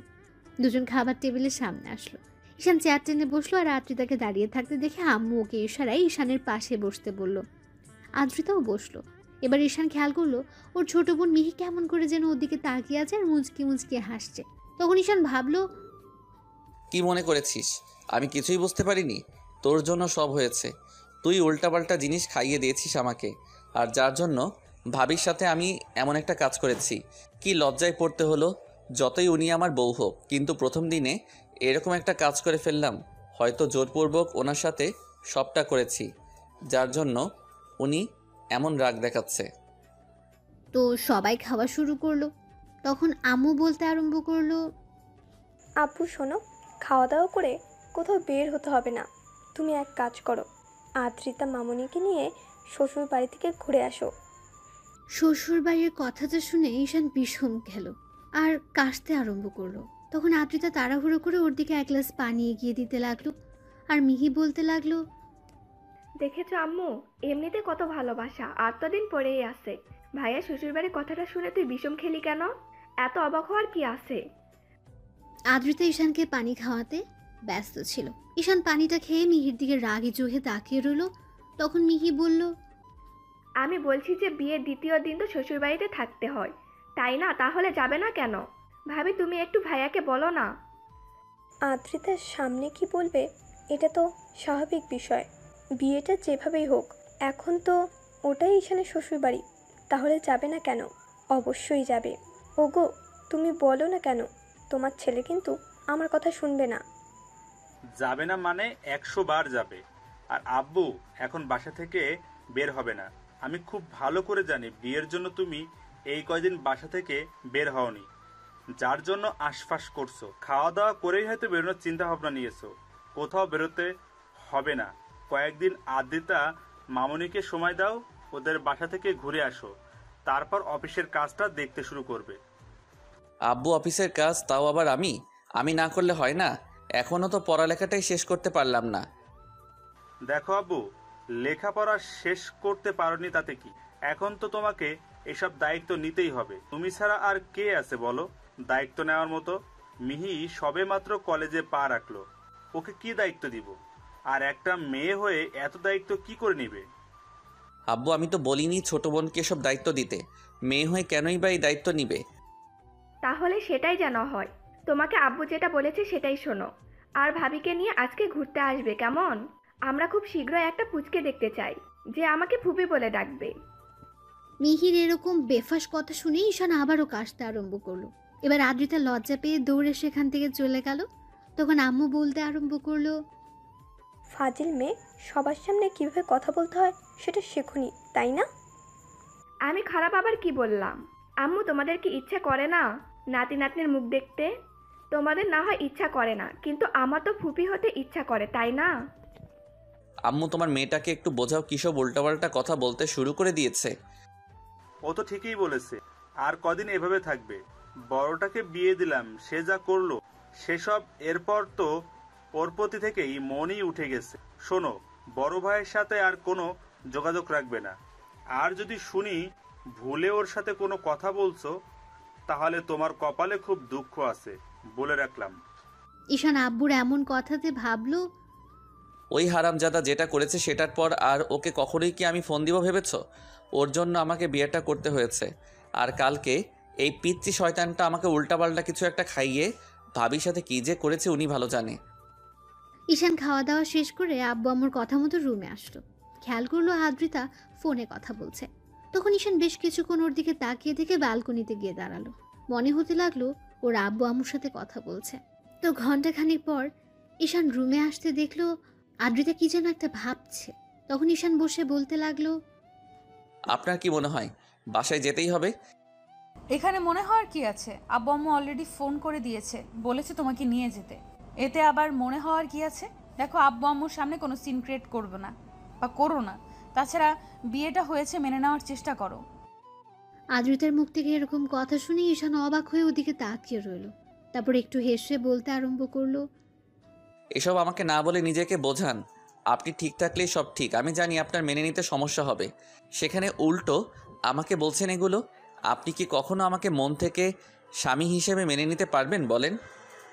ঈশানের এরকম কথাতে আদ্রিতা মাথা নিচু করে নিল। তাই ঈশান আরও কি বিব্রত করলো না। দুপুরে খাওয়া দাওয়া করে আদ্রিতাদের বাসার উদ্দেশ্যে বেরিয়ে পড়লো তারা। তারপর পৌঁছে কলিং বেল দিতে আম্মু দরজা খুলে দিলে। দুজনে আব্বু আম্মুর সাথে বেশ কিছুক্ষণ কথা বললো। আদ্রিতার আম্মু ওকে বললো ঈশানকে রুমে নিয়ে যেতে। দুজনে রুমে আসলো আর ঈশান বিছানায় ধপাস করে শুয়ে পড়লো। আর আদ্রিতা বলতে লাগলো, কি হলো, শুয়ে পড়লে যে? শরীর খারাপ লাগছে তোমার? বাহ, বরের জন্য এত মন কাঁদে ভাবতেই পারছি না কেউ আমার জন্য এতটা কেয়ারিং হতে পারে, এতটা বেশি টেনশন করে আমাকে নিয়ে। সবসময় এরকমভাবে কথা না বললে হয় না? বিয়ের আগেও এরকমভাবে কথা বলেছো আর এখনো বলছো। বিয়ের আগে আবার এসব কথা কখন বললাম? তাছাড়া বিয়ের আগের ঘটনা আর এখনকার ঘটনা তো আলাদা, তাই না? তখন আপনি আমার ভাবি ছিলেন আর আমি দেবর, আর এখন তো আমরা স্বামী স্ত্রী। তাহলে এগুলো বলা না বলার মধ্যে তো অনেক তফাৎ ছিল, তাই না? বিয়ে করছো, বাট বিয়েটা তুমি মানো না, আমি মানি। তাহলে কেন এইসব কথা বলছো? হ্যাঁ, আদ্রিতা রাগের মাথায় কথাটা বলে ফেললো আর মুখ ফুসকে বেফাস অবস্থাতেই কথাটা বলে ফেললো, যার জন্য নিমিষের মাঝেই ঈশানের মুখটা কালো হয়ে গেল। ঈশান ভেবেছিল কালকে রাতে যেটা হয়েছে এরপর হয়তো আজকে ওকে এসব কথা বলাতে দূরে থাকে কখনো ইগনোর করতে পারবে না। এখন ঈশান না চাইলেও আদ্রিতা মনে প্রাণে চাইবে ও যেন আদ্রিতার কাছে এসে ওকে এমন করে ভালোবাসে। কিন্তু আদ্রিতার এরকম একটা কথা শোনার পর ঈশান ওর মুখের দিকে তাকিয়ে রইল। তারপর বলতে লাগলো, হ্যাঁ, ঠিকই বলেছেন। আমি চাইলেও তো আর হবে না, আপনাকে তো আমাকে মন থেকে মানতে হবে। জানি না মানতে পারবেন কি না। আদ্রিতাকে দেওয়ার মতো কোনো উত্তর নেই, তাই চুপ করে ওর মুখের দিকে কিছুক্ষণ তাকিয়ে রইল। ঈশান বাকিটা বিকাল ব্যালকনিতে দাঁড়িয়ে ফোন চালিয়ে কাটিয়ে দিল। সন্ধ্যা হতেই আদ্রিতার আপু বাসায় আসতেই ঈশান গিয়ে ওনার সাথে কিছুক্ষণ কথা বলল। ওরা ঈশানকে অনেকক্ষণ যাবৎ বোঝালো আর বলল আদ্রিতা একটু রাগী, তাই ওকে মেনে নিতে সময় লাগবে। রাতে খাওয়া দাওয়া শেষ করে আবার কিছুক্ষণ আড্ডা দিয়ে ঈশান রুমে আসলো। তারপর খেয়াল করলো আদ্রিতা রুমে এসে শুয়ে আছে। ঈশান বেশ কিছুক্ষণ চুপ করে থেকে তারপর বিছানার একপাশে শুতে আদ্রিতা উল্টো পাশ ফিরে শুলো। আর আদ্রিতা ভাবতে লাগলো ঈশান এরকম কেন করছে। তারপর কিছুক্ষণ যেতে ঈশান নিজে নিজেই বলতে লাগলো, আপনি ওই দিক ফিরে শুয়ে আছেন কেন? আমার দিকে কি একটু তাকাতে পারেন না? নাকি খুব বেশি লজ্জা পাচ্ছেন আপনি? কেন তোমাকে দেখে লজ্জা পেতে হবে? কেন, তুমি কি বাঘ নাকি ভাল্লুক যে লজ্জা পেতে হবে? লজ্জা না পেলে তো এভাবে উল্টো দিকে ঘুরে থাকতে না, তাই মনে হচ্ছে আপনি হয়তো লজ্জা পাচ্ছেন। আচ্ছা, সত্যি করে একটা কথা বলেন তো, আপনি ওই দিকে ঘুরে আছেন কেন? আর এখন তো আমি আপনার স্বামী, আপনি আমার কাছে আসতেই পারেন, আর আমি তো আপনাকে কাছে পেতেই পারি, তাই না? ঈশানের এরকম কথাতে আদ্রিতা কিছুক্ষণ চুপ করে রইল। একটা সময় ঈশান একটু এগিয়ে যেতে আদ্রিতা চোখ বড় বড় করে ওর দিকে তাকালো। তখন ঈশান ওকে আলতো করে জড়িয়ে ধরতে আদ্রিতা কেমন যেন নিজেকে ছাড়িয়ে নেওয়ার চেষ্টা করলো। তখন ঈশান বলতে লাগলো, কি হলো, নিজেকে ছাড়িয়ে নিলেন যে? এখন তো আমার অধিকার আছে, যেখানে আমি লজ্জা পাচ্ছি না আপনার থেকে জুনিয়র হয়ে, সেখানে আপনি কেন আমার থেকে দূরে সরে যাচ্ছেন? জানি না, তবে আমার কাছে এগুলো অস্বস্তি লাগছে। আমি এগুলো নিতে পারছি না, জাস্ট অসহ্য লাগছে। তারপরেও তুমি কেন এরকম করছো? আদ্রিতার প্রত্যেকটা কথাতে ঈশান প্রচণ্ড পরিমাণে কষ্ট পায়। ও একটু আগাগোড়া ইমোশনাল, তাই কিছুক্ষণ চুপ করে থেকে একটু হাসার চেষ্টা করে বলল, কি বলছেন এগুলো? এখন তো আমি আপনার স্বামী, এখন আপনার অস্বস্তি লাগলেও সবটা সহ্য করে নিতে হবে। এমন না যে ভাইয়ার সাথে আপনার সব হয়েছে যার জন্য আপনি আমার কাছে আসতে পারবেন না। আপনার অস্বস্তি ফিল হবে। ভাইয়ার সাথে আপনার নামে মাত্র বিয়ে হয়েছিল, তাহলে সেই সম্পর্কটা ভুলে যেতে পারবেন না কেন? এমন না যে আপনার অন্য কারোর সাথে রিলেশন আছে যার জন্য আপনি এরকম করে আমাকে সবসময় দূরে রাখবেন। কি সমস্যা কি আপনার? ঈশানের এরকম কথাতে আদ্রিতা ঠাস করে ওর গালে একটা থাপ্পড় বসিয়ে দিল। সাথে সাথে ঈশান উঠে বসলো আর কিছুক্ষণ ওর দিকে তাকিয়ে থেকে আবার স্বাভাবিক হওয়ার চেষ্টা করে বলল, স্বামীর গায়ে হাত তুললেন শেষ পর্যন্ত? হ্যাঁ, হয়তো আপনার থেকে জুনিয়র, কিন্তু স্ত্রীর কাছে স্বামী কখনো জুনিয়র হয় না। তাহলে আপনি আমার গায়ে হাত তুলেন কোন অপরাধে? তোমার সাহস কি করে হয় এসব বাজে বাজে কথা বলার? তোমার কি মনে হয় আমি আর 10টা মেয়ের মতো বাজে যে বিয়ের পরও অন্য কারোর সাথে সম্পর্ক রাখবো? ছি, তোমার চিন্তা ভাবনা যে এতটা নীচ কালকে রাতেই সেটা আমি বসে বুঝতে পেরেছিলাম। কালকে হয়তো নেশার ঘরে এসব করেছো, কিন্তু আজকে যে সজ্ঞানে এগুলো করবে সেটা আমি ভাবতেও পারিনি। আপনি ভুল বুঝছেন কেন? আমি তো আপনার স্বামী। এসব কথা আমাদের মাঝে হতেই পারে। তাহলে আপনি এটা কেন মেনে নিতে পারছেন না? আচ্ছা, সত্যি করে একটা কথা বলেন তো, আপনি কি বিয়েটা মন থেকে মানতে পারেননি, নাকি আমি আপনার থেকে জুনিয়র বলে আপনি এখন আমাকে মেনে নিতে চাইছেন না? বলেন। ঈশানের কথাতে আদ্রিতার মনে পড়ে গেল কালকে রাতে তো ঈশান এসব কথা বলেছিল। তার উপর কালকে নিজে থেকে ঈশানকে আটকানোর চেষ্টা না করলেও নিজের অনিচ্ছা সত্ত্বেও ওকে নিজের সাথে জড়িয়ে নিয়েছিল। সারা রাত ওকে বুকের সাথে জড়িয়ে নিয়ে ঘুমিয়েছে। তাহলে আজকে একটা দিন যেতে না যেতে ঈশানের সাথে এরকম ব্যবহার করছে। আদ্রিতা ভাবছে ঈশান কি করে এসব বাজে চিন্তা করছে। আদ্রিতা চুপ করে আছে। ঈশান প্রচণ্ড পরিমাণে খারাপ লাগলো। ও উঠে গিয়ে ব্যালকনিতে দাঁড়ালো আর চোখ জোড়া বন্ধ করতে দুফোঁটা অশ্রু গড়িয়ে পড়লো। আদ্রিতার মনে হতে লাগলো, না না, এসব আমি কি করছি? ওকে ভালোবাসতে পারি না, কিন্তু ওকে কষ্ট দেওয়াটা আমার পক্ষে অন্যায়। তাছাড়া ও হয়তো আস্তে আস্তে আমার প্রতি দুর্বল হচ্ছে। আর কালকে ও আমাকে বিয়ে করে নিয়েছে, আমি তো এখনও ওর স্ত্রী। তাহলে কি করে ওকে এমন করে গায়ে হাত তুলতে পারলাম? এত ভাবনা চিন্তার পরেও আজকে আমি ওর গায়ে হাত তুললাম। এটা আমি কি করলাম? কি করে করতে পারলাম? অর্ধেক রাত অবধি ঈশান ব্যালকনিতে দাঁড়িয়ে কাটিয়ে দিল। তারপর রুমে এসে কোনো রকম বিছানার একপাশে শুয়ে পড়লো। সকালে ঈশানের ঘুম ভাঙতে খেয়াল করলো আদ্রিতা ওর বুকে মুখ গুজে শুয়ে আছে। এমন কিছু দেখে ঈশান অবাক হলো, ওর দিকে তাকিয়ে রইল। তারপর আদ্রিতার ঘুম ভাঙলো, দেখলো ঈশান ড্যাব ড্যাব করে তাকিয়ে আছে। আদ্রিতা তাড়াহুড়ো করে উঠে বসলো। ঈশান বলল, এত লজ্জা পাওয়ার কি আছে? নিজের স্বামীর বুকেই তো মাথা রেখে ঘুমিয়েছিলেন, তাহলে লজ্জা পাওয়ার কি আছে? দেখেন, এখন থেকে হয়তো আপনার একটু সমস্যা হবে আমাকে মেনে নিতে, কিন্তু আস্তে আস্তে ঠিক হয়ে যাবে। তাই এত লজ্জা পাওয়ার কিছু নেই। আদ্রিতা কিছু না বলে ওয়াশরুমের দিকে চলে গেল। ঈশান মুচকি মুচকি হাসতে লাগলো। এভাবে পুরো 5-6টা দিন ঈশান আদ্রিতার বাসায় ওর আব্বু আম্মুর কথাতে কাটিয়ে বাসায় ফিরল। বাসায় ফিরে একটা দিন রেস্ট নিয়ে আব্বু ঈশানকে অফিসে যেতে বলল। তো পরদিন সকাল থেকে অফিসে যাবে ভেবে ঈশান তাড়াতাড়ি শুয়ে পড়ে। একটু পর আদ্রিতা এসে পাশে শুতে ঈশান ওর দিকে ফিরল। সাথে সাথে আদ্রিতা একটু সরে যেতে গেলে ঈশান ওকে টান দিয়ে নিজের কাছে টেনে নিল।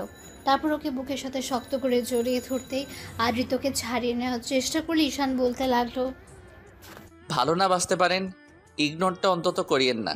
সেদিন রাতের পর থেকে আমি আপনার স্পর্শগুলো এখনও ফিল করতে পারি। আপনি আমাকে ভালো না বাসেন, কিন্তু আমি আপনাকে যেমন করে ভালোবাসতে চাই আমাকে তেমন করে সুযোগ দেন। আমি কি সেই সুযোগটা পাবো না আপনার থেকে? আদ্রিতা তারপর ঈশানকে ছাড়িয়ে নেওয়ার চেষ্টা করলো। ঈশান বুঝতে পারলো ওর অস্বস্তি ফিল হচ্ছে, তাই ঈশান ওকে ছেড়ে দেয়। আদ্রিতা কিছুক্ষণ ওর দিকে তাকিয়ে থেকে বিছনা ছেড়ে উঠে গেল। এবার ঈশানের নিজের উপরে রাগ হচ্ছিল। তখন উঠে ওয়াশরুমে গিয়ে চোখে মুখে পানি দিল। তারপর বাসা থেকে বেরিয়ে যেতে গেলে আদ্রিতা ওকে কয়েকবার ডাকলো। ঈশান দাঁড়ালো না। খুব রাগ হচ্ছে আজকে। যে মেয়েটাকে বিয়ে করলো সে হয়তো ওর ভাবি ছিল, কিন্তু এখন তো ওর বউ। তাহলে আব্বু আম্মুর কথা দিয়ে তাকে মেনে নেওয়ার চেষ্টা করাটা কি ওর জন্য অপরাধ ছিল? কথাগুলো ভাবতে খুব রাগ হচ্ছিল। সারাটা রাত ঈশান বাসায় ফিরল না। অন্যদিকে টেনশন হচ্ছিল যে এমন করে ওকে ইগনোর করাটা ঠিক হয়নি। পরদিন সকালে ঈশান বাসায় ফিরতে কলিং বেল দিতেই আদ্রিতা তাড়াহুড়ো করে উঠে গিয়ে দরজা খুলে দিল। এমন কিছু দেখে শুনে ঈশান অবাক হয়ে গেল আর ঈশানকে কোনো প্রশ্ন করার আগে ওর রুমের দিকে চলে গেল। ওর পেছন পেছন গেল ঈশান। গিয়ে কোনো রকম বিছানায় গিয়ে গাইলেই দিতে আদ্রিতা বলতে লাগলো, এই সারা রাত কোথায় ছিলে তুমি? তোমাকে কতবার কল করেছি, একটাবার দেখো। যেখানে থাকি আপনাকে অত টেনশন করতে হবে না, এত ভালোবাসা দেখাতে হবে না। যেটা সত্যি নয় সেটা দেখে কি লাভ বলেন? ঈশানের কথাতে আদ্রিতা মাথা নিচু করে নিল। ঈশান কিছুক্ষণ চুপচাপ রেস্ট নিয়ে তারপর অফিস টাইম হতে কোনো রকমে রেডি হয়ে খাওয়া দাওয়া করে বেরিয়ে পড়লো। আর আদ্রিতাকে একটাবার বলেও গেল না, যার জন্য ওর মন খারাপ হলো। আবার পরক্ষণে মনে হলো ও তো ঈশানকে কাছে আসতে দিতে চায় না, তার উপর স্বামী হিসেবে মানেই না। সেদিন রাতে হয়তো জোর করে তার কাছে এসেছিল, কিন্তু সেদিনের পর থেকে আর ঈশানকে তেমন করে কাছে টেনে নিতে পারেনি সে। ওই রাতে ওদের মাঝে যাওয়া হয়েছিল, তারপর আর কখনো ঈশান ওকে জোর করেনি, কিংবা আদ্রিতার কাছেও আসেনি। ঈশান অফিসে গিয়ে কোনো কাজে মনোযোগ দিতে পারছিল না, বারবার আদ্রিতার করা অবহেলার কথাগুলো মনে হচ্ছিল। ঈশান চুপচাপ বসে রইল। তারপর দুপুর টাইম হতে অফিস ছেড়ে বেরিয়ে গেল। কিছুক্ষণ একটা নদীর পাড়ে বসে একা একা কথাগুলো ভাবলো। মাঝে ঈশানের বন্ধু রাজ ওকে কল করলো, তখন রিসিভ করে বলতে লাগলো, নদীর পাড়ে আসি, চলে আয়, আর প্রশ্ন করিস না। ঈশান কলটা কেটে দিল। তো 15 মিনিট পরে রাজ আসলো। ঈশান অন্যমনস্ক হয়ে বসে আছে, গায়ে অফিসের ড্রেস। রাজ গিয়ে ঈশানের পাশে বসলো। ঈশান একটাবার ওর দিকে তাকালো, তখন রাজ বলতে আরম্ভ করলো, বুঝতে পারছি কোনো এক কারণে মন খারাপ, তো বল মন খারাপের কারণটা কি ভাবি? ঈশান হ্যাঁ সুযোগ উত্তর দিল। তখন রাজ চুপ করে থেকে আবার জিজ্ঞেস করলো, চুপ করে থাকিস না, যেটা হয়েছে সেটা আমাকে বল। আমি জানি ভাবি হয়তো তোকে মেনে নিতে সময় নেবে, একটু ইগনোরও করবে। তার জন্য মন খারাপ করে থাকলে হয়? তোকে একটু বেশি বেশি ভালোবাসা দেখাতে হবে। তুইও যদি মন খারাপ করে থাকিস কিংবা রাগ করে ভাবির থেকে দূরে সরে যাস, তাহলে দেখবি কখনোই তোরা এক হতে পারবি না। ঈশান বিয়ের রাতের ঘটনাগুলো রাজকে খুলে বলল। তারপর থেকে ওকে ইগনোর করছে, সবটাই বলল। আগে তো যেটুকু দেবর হিসেবে কথা বলতো, এখন তো তার অর্ধেকটুকুও বলে না। কথাগুলো ভাবতেই ঈশানের খারাপ লাগছে। এবার রাজ বলতে লাগলো, এই সামান্য বিষয় নিয়ে মন খারাপ থাকলে হবে? তোকে ভাবির কাছে যেতে হবে, জোর করে হলেও ভালোবাসাটা বোঝাতে হবে। হয়তো তোর বড় ভাইয়ের বউ ছিল, ওই জন্য এখনো তোকে মেনে নিতে সময় লাগবে, কিন্তু সেদিন রাতে তো তোকে বাধা দিতে পারিনি। তুই তো বুঝতে পেরেছিস তোদের মাঝে কিছু একটা হয়েছে, তাহলে সমস্যা কোথায়? তুই আরও চেষ্টা কর, ওনাকে বারবার কাছে টেনে নে। তারপর তোর স্পর্শগুলো যখন ওনার কাছে অনেক বেশি ভালো লাগবে, তখন তোকে দূরে সরাতে পারবে না। হয়তো লজ্জার কারণে তোকে কাছে টেনে নিতে পারছে না, কিন্তু তুই যখন ওনার কাছে যাবি তখন তোকে দূরে সরিয়ে দিতে পারবে না। রাজের সাথে ঈশান অনেকক্ষণ যাবত আড্ডা দিল। তারপর বিকেল হতে বাসায় চলে গেল। বাসায় ফিরে ফ্রেশ হয়ে রুমে আসলো। ব্যালকনিতে আদ্রিতা দাঁড়িয়ে আছে। ওকে দেখে ঈশানের মাথায় একটু শয়তানি বুদ্ধি চাপলো। আর রাজের কথায় মনে হতে লাগলো, উনি যতই আমাকে ইগনোর করুক তাতে কি, একটা সময় তো দেবর ছিলাম, ওই জন্য হয়তো রাজের কথাটাই ঠিক যে আমাকে কাছে টেনে নিতে চাইছে না, কিন্তু কতদিন দূরে সরিয়ে রাখতে পারে সেটাও আমি দেখে নিব। ঈশান মুচকি মুচকি হাসছে আর কথাগুলো ভাবছে। এর মাঝে খেয়াল করলো বাতাসের শাড়িটা আদ্রিতার প্যাটের উপর থেকে সরে যাচ্ছে, যার জন্য ওর উন্মুক্ত কোমরটা বেশ ভালোভাবে দেখা যাচ্ছে। ঈশান নিজেকে আটকে রাখতে পারল না, আদ্রিতার কাছে গিয়ে দাঁড়ালো। তারপর পেছন থেকে ঝাপটে জড়িয়ে ধরে ওর প্যাটের উপর 2 হাত রেখে তারপর চুলে মুখ গুজে দিল। আদ্রিতার সাথে সাথে চমকে উঠল। তারপর ঈশানকে ছাড়িয়ে নিয়ে ওর দিকে একবার তাকাতে ঈশান হুটহাট করে ওর কপালে একটা চুমু দিয়ে দিল।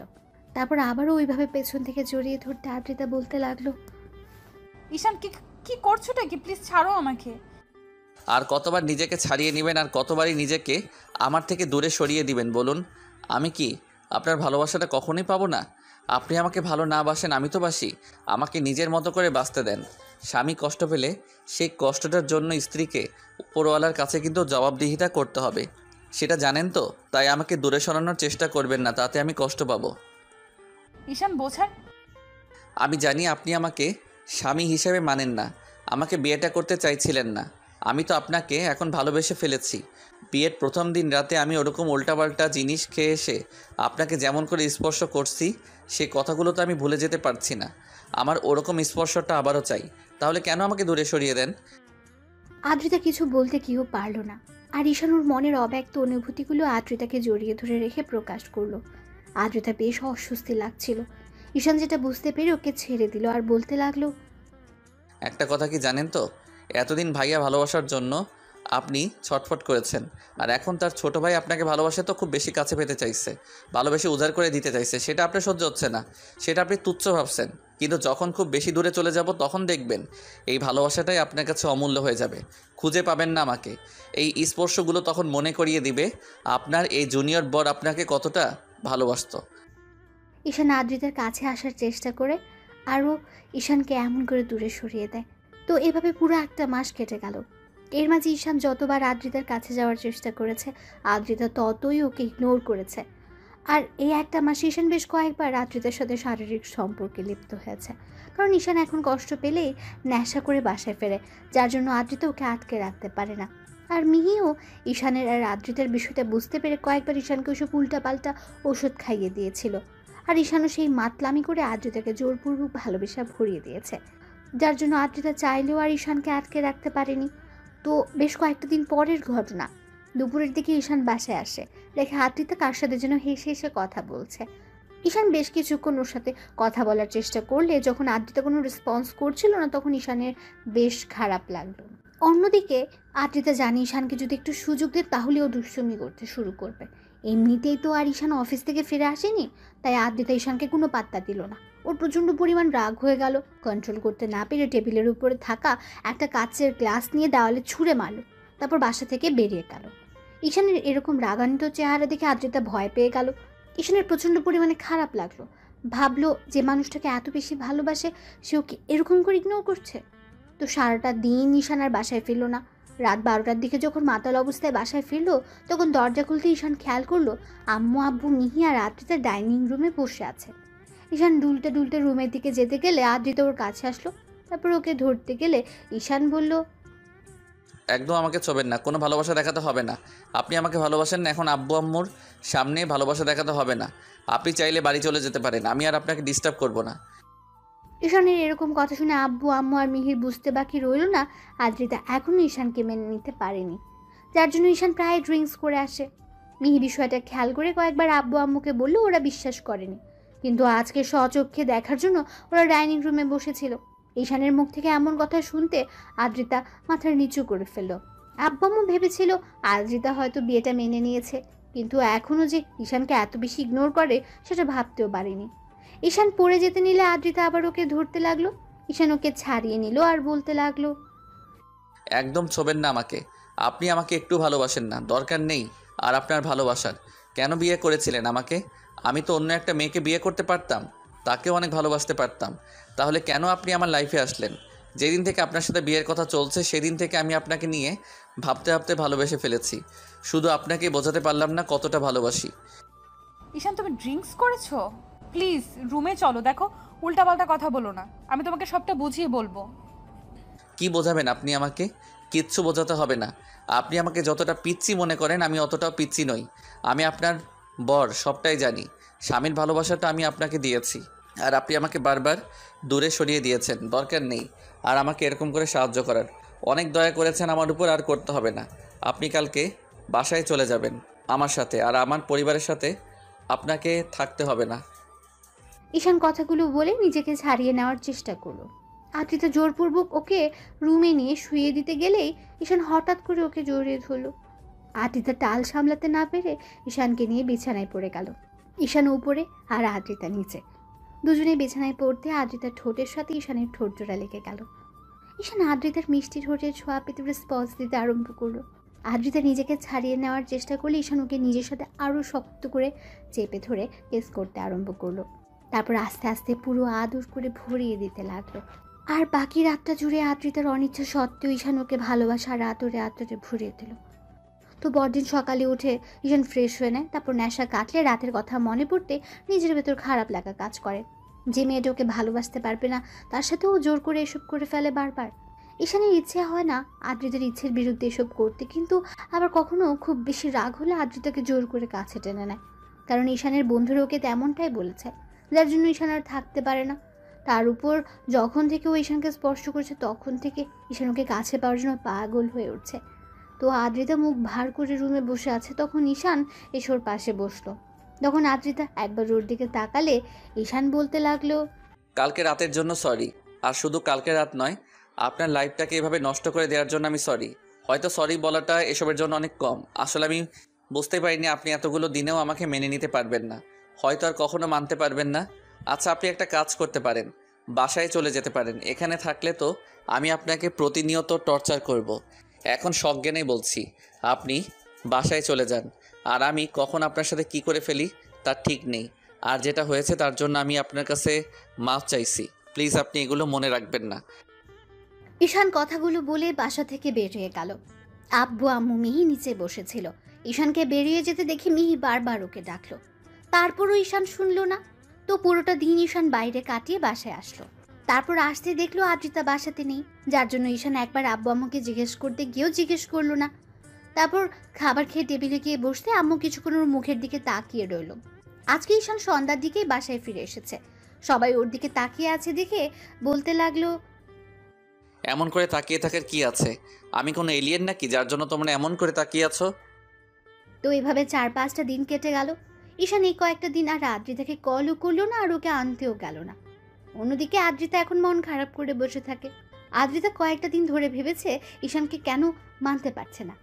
ও পুরো একটা দোটানার মধ্যে আছে। তো এভাবে আরো কয়েকটা দিন কেটে যেতে ঈশান সিদ্ধান্ত নিল ব্যবসার কাজে বাইরে চলে যাবে। কয়েকটা দিন বাইরে থেকে ঘুরে আসলে হয়তো আদ্রিতার মায়াটা কাটাতে পারবে। কারণ ওকে যতবার স্পর্শ করেছে সেই স্পর্শগুলো ঈশানের মনে গেঁথে গেছে। তাই ঈশানের বেহায়া মনটা বারবার আদ্রিতার কাছে ছুটে যাচ্ছে। কিন্তু তারপরও নিজেকে আটকে রাখে।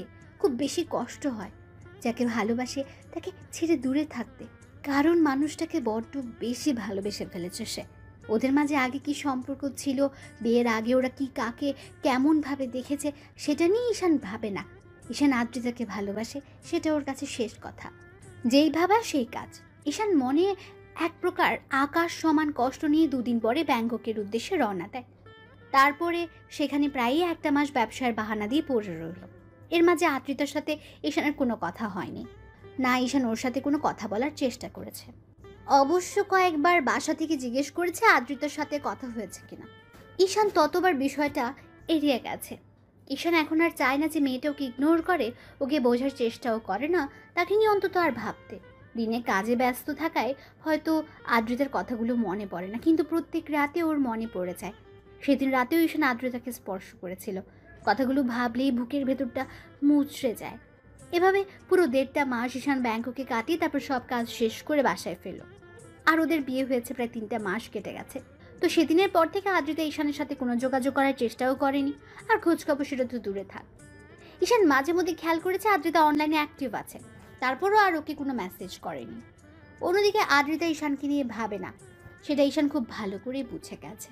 বাসায় আসার পর যখন আব্বু আম্মু জিজ্ঞেস করছিল আদ্রিতার সাথে কথা হয়েছিল কিনা, তখন ঈশান বলেছিল, আম্মু সবেমাত্র বাসায় আসলাম আর এসব কথা জিজ্ঞেস করতে শুরু করে দিয়েছো? এমন না যে তোমরা বিষয়টা জানো না, তাহলে এত কেন জিজ্ঞেস করতে হবে? আব্বু, তুই এভাবে কথা বলছিস কেন? আমি তো শুধু জিজ্ঞেস করলাম মাত্র, আর তুই রেগে যাচ্ছিস কেন? দেখো আম্মু, আমি রাগ করছি না। এটা সামান্য বিষয়, যার সাথে আমার পুরো 2টা মাস যাবত যোগাযোগ নেই, তার সম্পর্কে আমি কি করে বলবো? তোমরাও তো একটাবার খোঁজ খবর নিয়ে দেখতে পারতে নাকি? আমার মতো রাগ করে খোঁজ খবর নেওয়াটা বন্ধ করে দিয়েছো। সবাই চুপ করে আছে, তাই ঈশান কথা না বাড়িয়ে রুমে চলে গেল। তারপর ফ্রেশ হয়ে রেস্ট নিতে লাগলো। এভাবে আরো কয়েকটা দিন কেটে গেল। ঈশান অফিসে বসে আছে, এর মাঝে আদ্রিতার বাসার নম্বর থেকে কল আসলো। বেশ কিছুক্ষণ বাজার পর ঈশান রিসিভ করলো। ওপাশ থেকে আদ্রিতার আম্মু বলতে আরম্ভ করলো, আব্বু কোথায় তুমি? কেন আম্মু, কোনো সমস্যা হয়েছে? আপনি এভাবে কথা বলছেন কেন? আপনার কণ্ঠটা কেমন যেন শোনাচ্ছে। কোনো সমস্যা হয়েছে আমাকে বলেন। আব্বু তোমার বউ তো মাথা ঘুরে পড়ে গেছে, একটু আসতে পারবে তুমি? আদ্রিতার সম্পর্কে এরকম কথা শোনার সাথে সাথে ঈশানের বুকের ভেতরটা মোচড় দিয়ে উঠলো। ঈশান উঠে দাঁড়ালো আর বলতে আরম্ভ করলো, আম্মু কী সব বলো? কখন হয়েছে আর কিভাবে হলো? ও এখন কেমন আছে? এখন ভালো আছে। ডক্টর ইনজেকশন পুশ করে দিয়েছে আর বলেছে ও প্রেগনেন্ট। তুমি কি একটু আসতে পারবে আব্বু? আদ্রিতা প্রেগনেন্ট কথা শোনার সাথে সাথে ঈশানের হাত থেকে ফোনটা পড়ে গেল। ওর চোখ দিয়ে টপ টপ করে পানি পড়তে আরম্ভ করলো। ঈশান চেয়ারটায় বসে পড়লো। অন্যদিকে আদ্রিতার আম্মু ঈশানের কোনো রেসপন্স না পেয়ে কলটা কেটে দিলেন। ঈশান 5 মিনিট পরে তাড়াহুড়ো করে অফিস থেকে বেরিয়ে গেল। তারপর আব্বু আম্মুকে ফোন করে দিতে ওরা বিষয়টা জানতে পেরে অনেক খুশি হলো। আধা ঘন্টার মধ্যে ঈশান আদ্রিতার বাসায় আসতেই দৌড়ে ওর রুমে গেল। আদ্রিতা বিছানায় আতশোয়া হয়ে বসে আছে। ঈশানকে দাঁড়িয়ে থাকতে দেখে আদ্রিতার আম্মু রুম থেকে বেরিয়ে গেলেন। ঈশান গুটি গুটি পায়ে গিয়ে আদ্রিতার সামনে দাঁড়ালো। আদ্রিতা একবার ওর দিকে তাকিয়ে লজ্জা পেয়ে মাথাটা নিচু করে নিল। লজ্জায় আদ্রিতার গালগুলো লাল বর্ণ ধারণ করেছে। আদ্রিতা একদম জড়সড় হয়ে গেছে ঈশানকে দেখে, আর চোখগুলো কেমন যেন বন্ধ করে নিয়েছে। ঈশানের সেদিকে কোনো খেয়াল নেই। ও তাড়াহুড়ো করে আদ্রিতার সামনে বসলো। আদ্রিতা কিছু বুঝে ওঠার আগেই ঈশান ওর একটা হাত দুই হাতের মুঠোয় নিল। আদ্রিতা ভাবলো ঈশান হয়তো এখন ওকে বুকের সাথে জড়িয়ে ধরবে কিংবা হাতে চুমু দেবে, কিন্তু ঈশান ওর ধারণাটা ভুল করে দিল। এখন কেমন আছো? ঈশানের কথাতে আদ্রিতা ওর দিকে তাকালো, খেয়াল করলো ঈশানের চোখে পানি টলমল করছে। লজ্জা আদ্রিতা মাথা নেই। হ্যাঁ সূচক উত্তর দিতেই ঈশান আবার বলতে লাগলো, জানি আমার সাথে কথা বলার কোনো ইচ্ছা আপনার নেই, কিন্তু দেখো আমি তো কোনো অন্যায় করিনি, তোমাকে ভালোবেসেছি। আর এই বেবিটা তো তোমার আমার দুজনেরই, তাই না? আমি বুঝতে পারছি না কি বলবো। এই সিচুয়েশনে আমার না খুব কষ্ট হচ্ছে আর প্রচণ্ড পরিমাণ ভয়ও লাগছে। মনে হচ্ছে তুমি বেবিটা নিয়ে খুশি নও। ঈশানের এরকম কথা শুনে আদ্রিতা অসহায়ভাবে ওর দিকে তাকালো। তখন ও আবার বলতে আরম্ভ করলো, আচ্ছা, রাগ অভিমান যদি তোমার আমার উপর থাকে সেটা আমার উপর দেখিও, তারপরও ভুলেও এই বেবিটার কোনো ক্ষতি করো না। ও তো আমার একার বেবি নয় বলো, তোমারও। তাই প্লিজ ওর কোনো ক্ষতি করো না। আর আমি কথা দিচ্ছি, তুমি ওকে যদি রাখতে না চাও তাহলে ও পৃথিবীতে আসার সাথে সাথে আমি তোমার কাছ থেকে ওকে নিয়ে অনেক দূরে চলে যাব। তারপর আমার বেবিটার কোনো ক্ষতি করো না প্লিজ। ঈশান কথাগুলো বলেই কান্না করে দিল। ওর চোখ দিয়ে অনবরত পানি পড়ছে। আদ্রিতা ভাবতেও পারেনি এমন একটা দিনে ঈশান এমন একটা কথা বলবে। ওর এমন কথা শুনে আদ্রিতা অবাক হয়ে গেল। তারপর বলতে আরম্ভ করলো, ঈশান, এসব কি বলছো তুমি? আমি বেবির ক্ষতি করে দিব মানে? তুমি আমাকে এতটা বাজে ভাবতে পারছো? ছি, তুমি এসব কি করে বলতে পারছো? আপনি তো আমাকে স্বামী হিসেবে মানেন না, এই বিয়েটাকেই মানেন না। আজকে 3টা মাস হয়ে যাচ্ছে, আপনি একটাবার নিজে থেকে আমার খোঁজ খবর নেননি। 2টা মাস হয়ে গেল আমাদের মাঝে কোনো যোগাযোগ নেই। আমি জানি আপনি আমাকে স্বামী হিসেবে মানতে পারেননি, ওই জন্য আমার থেকে দূরে সরে থাকার চেষ্টা করছেন। আমি একবার বলতে আপনি বাসায় চলে আসছেন, কিন্তু দেখেন 1টা মাস তো আমার সাথে ছিলেন। আর এই বেবিটা যে আমার, আমি এটা খুব ভালো করে জানি। তাছাড়া আপনি যে ওকে মন থেকে মানতে পারবেন না সেটা আমার জানতে আর বাকি নেই। তাই প্লিজ অন্তত ওর কোনো ক্ষতি করিয়েন না। ছি ঈশান, তুমি এসব কি বলতে চাইছো? তোমাকে আমি মেনে নিতে পারিনি কিংবা বিয়েটা মন থেকে মানতে পারিনি, তার জন্য আমাদের বেবিটাকে আমি নষ্ট করে দেব? ওকে আমি কষ্ট দেব? তুমি এতটা বাজে আমাকে ভাবতে পারলে? না মানে আসলে আমি ভেবেছিলাম আপনি এই বেবিটা। ঈশান কথাটা শেষ করার আগে আদ্রিতা ওর মুখটা হাত দিয়ে আটকে দিল আর কান্না করে দিয়ে বলতে লাগলো, প্লিজ ঈশান, আর এরকম বাজে কথা বলো না। এইসব বললে আমার খারাপ লাগছে। তুমি এতটা বাজে আমাকে ভাবতে পারছো? ছি, আমার ভাবতেই অবাক লাগছে। তুমি আমার স্বামী হয়েও আমাকে এইরকম একটা কথা বলতে পারছো? আমি তো তোমার অপেক্ষাতে ছিলাম, ভেবেছিলাম তুমি এসে আমাকে এখান থেকে নিয়ে যাবে। আমি যোগাযোগ করতে পারছিলাম না, রাগ করে ফোনটা ভেঙে দিয়েছিলাম, কারণ তুমি আমাকে এত ভালোবাসার পরেও তোমার ভালোবাসাটা আমি বারবার দূরে সরিয়ে দিয়েছিলাম। আমি 1 মাস যাবৎ শুধু তোমাকে নিয়েই ভেবেছি। ভাবতে ভাবতে তোমার প্রতি আমার ভালোবাসার সৃষ্টি হয়েছে। তারপর যখন তোমার ভালোবাসাটা বুঝতে পারলাম তখন বাসায় বারবার কল করেছিলাম, কিন্তু তোমার কথা ভয়ে ওদেরকে বলতে পারিনি যে ওরা হয়তো আমার উপর রাগ করবে। এমনিতেই সবটা জানার পর ওরা আমার সাথে কথা বলতো না। একটা বার কেউ আমাকে নিতে আসেনি। হ্যাঁ, এইটা আমার দোষ। তাই বলে এরকম না যে আমি তোমাকে মানতে পারিনি বলে আমার বেবিটাকেও মানতে পারবো না। আমি স্বামীর ভালোবাসা ছাড়া কতটা কষ্টের 1টা মাস পার করেছি। যখন তুমি আমাকে স্পর্শ দিয়েছ হয়তো মন থেকে মানতে পারিনি, কিন্তু শেষ 1টা মাস আমি বুঝতে পেরেছি তোমার ভালোবাসাটা আমার লাইফে কতটা প্রয়োজন। তার মানে আপনি। ঈশান কথাটা বলে শেষ করতে পারলো না। তার আগে আদ্রিতা ঈশানকে ঝাপটে জড়িয়ে ধরে কান্না করে দিল আর বলতে লাগলো, হ্যাঁ, আমি আমার সেই জুনিয়র মাতাল দেবর বরটাকেই ভালোবেসে ফেলেছি। আর এত ভালোবাসি যার জন্য তার অস্তিত্বটা আমার মাঝে একটু একটু করে বেড়ে উঠছে। আমি কি করে তাকে কষ্ট দিব বলো? তুমি প্লিজ আর কখনো এসব কথা বলো না জান। এর মাঝে আব্বু আম্মু দরজায় এসে দাঁড়ালো। ঈশান একবার দরজার দিকে তাকিয়ে থাকে, বুকের সাথে খুব শক্ত করে জড়িয়ে নিল। ভাবলো এখন রাগ অভিমান করে থেকেই বা কী লাভ? তাছাড়া যখন বুঝতে পেরেছে তাহলে ওকে কষ্ট দিয়ে বা কী লাভ? তার উপর যদি এখন এসব কিছু বলে তাহলে আব্বু আম্মু এ নিয়ে কথা বাড়াবে। তাই ঈশান ওকে জড়িয়ে ধরে বলতে লাগলো, সরি পাগলি বউ, ভুল করেছি তোমাকে কষ্ট দিয়ে। এসব আর কখনো বলবো না। ভয় পেয়ে গেছিলাম, ভেবেছিলাম তুমি সবসময় আমার সাথে যেভাবে মিসবিহেভ করবে আমাকে দূরে সরিয়ে দিবে, কিন্তু ভাবতে পারিনি যে আমার দূরে সরে যাওয়াতে তুমি আমাকে এত বেশি ভালোবাসতে পারবে। আর ফিরে এসে আমি আমার অস্তিত্বটা তোমার মাঝে খুঁজে পাবো। ঈশান কথাটা বলে শেষ করতে পারলো না। তার আগে আদ্রিতা ওকে ছেড়ে ওর মুখের 2 পাশে হাত রেখে ও সারা মুখে কিস করতে লাগলো। আব্বু আম্মু ওদের দিকে তাকিয়ে ওদের দেখে মুচকি মুচকি হাসছে। তখন ঈশান বলতে আরম্ভ করলো, এই পাগলি কি হচ্ছে এগুলো? দেখো আব্বু আম্মু বোন, তোমার আব্বু আম্মু পর্যন্ত তাকিয়ে আছে, ছাড়ো এখন। ঈশানের এরকম কথা শুনে আদ্রিতা দরজার দিকে তাকিয়ে পুরো লজ্জায় লাল হয়ে গেল। তারপর ঈশানের বুকে মুখ গুজে দিয়ে ওকে ঝাপটে জড়িয়ে ধরলো। ঈশান একটু ইশারা করতে মিহি বলতে লাগলো, আব্বু আম্মু আঙ্কেল আন্টি এখন চলো আমরা এখান থেকে যাই, এখানে থাকাটা ভালো হবে না, ওদের একটু একা থাকতে দেই। তো 5 বছর পরের ঘটনা। ঈশান ব্যালকনিতে দাঁড়িয়ে আছে, এর মাঝে কেউ একজন এসে ওর একটা হাত ধরে বলতে লাগলো, বাবাই বাবাই মামুনি কি রুমে আছে? কারো আধো আধো কণ্ঠে কথা শুনে ঈশান খেয়াল করলো তন্নি গুটি গুটি বাই ওর দিকে এগিয়ে আসছে। ঈশান পিছিটা সামনে হাঁটু কেড়ে বসে ওর গালটা টেনে দিয়ে কপালে একটা চুমু দিয়ে বলতে লাগলো, কেন মামুনি, কি হয়েছে? তুমি তোমার মামুনিকে খুঁজছো কেন? না মানে আমি না একটা কথা শুনেছি জানো তো বাবাই। কি কথা আমার পিচ্চি পরিটা? আমি বলবো কিন্তু তুমি মামুনিকে বলবে না কেমন? না হলে মামুনি আমাকে বোকা দেবে। আচ্ছা বলো, বলবো না, তুমি আমাকে বলো। বাবাই আমি শুনেছি আম্মু নাকি তোমার থেকে সিনিয়র। ঈশান তন্নির কথাতে একটা মুচকি হাসি দিয়ে ওর গালে একটা পাপ্পি দিয়ে ওর গলাটা জড়িয়ে ধরতে ঈশান ওকে আলতো করে জড়িয়ে ধরে বলতে লাগলো, হ্যাঁ মামুনি, সেটা ঠিক আছে, কিন্তু তোমাকে এসব কথা কে বলল?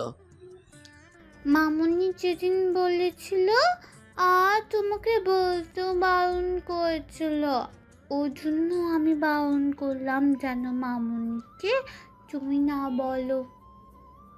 বাবা মেয়ে মিলে এখানে লুকিয়ে কথা বলা হচ্ছে শুনি? কি কথা বলা হচ্ছে শুনি? আমাকে রেখে কি সব বলা হচ্ছে?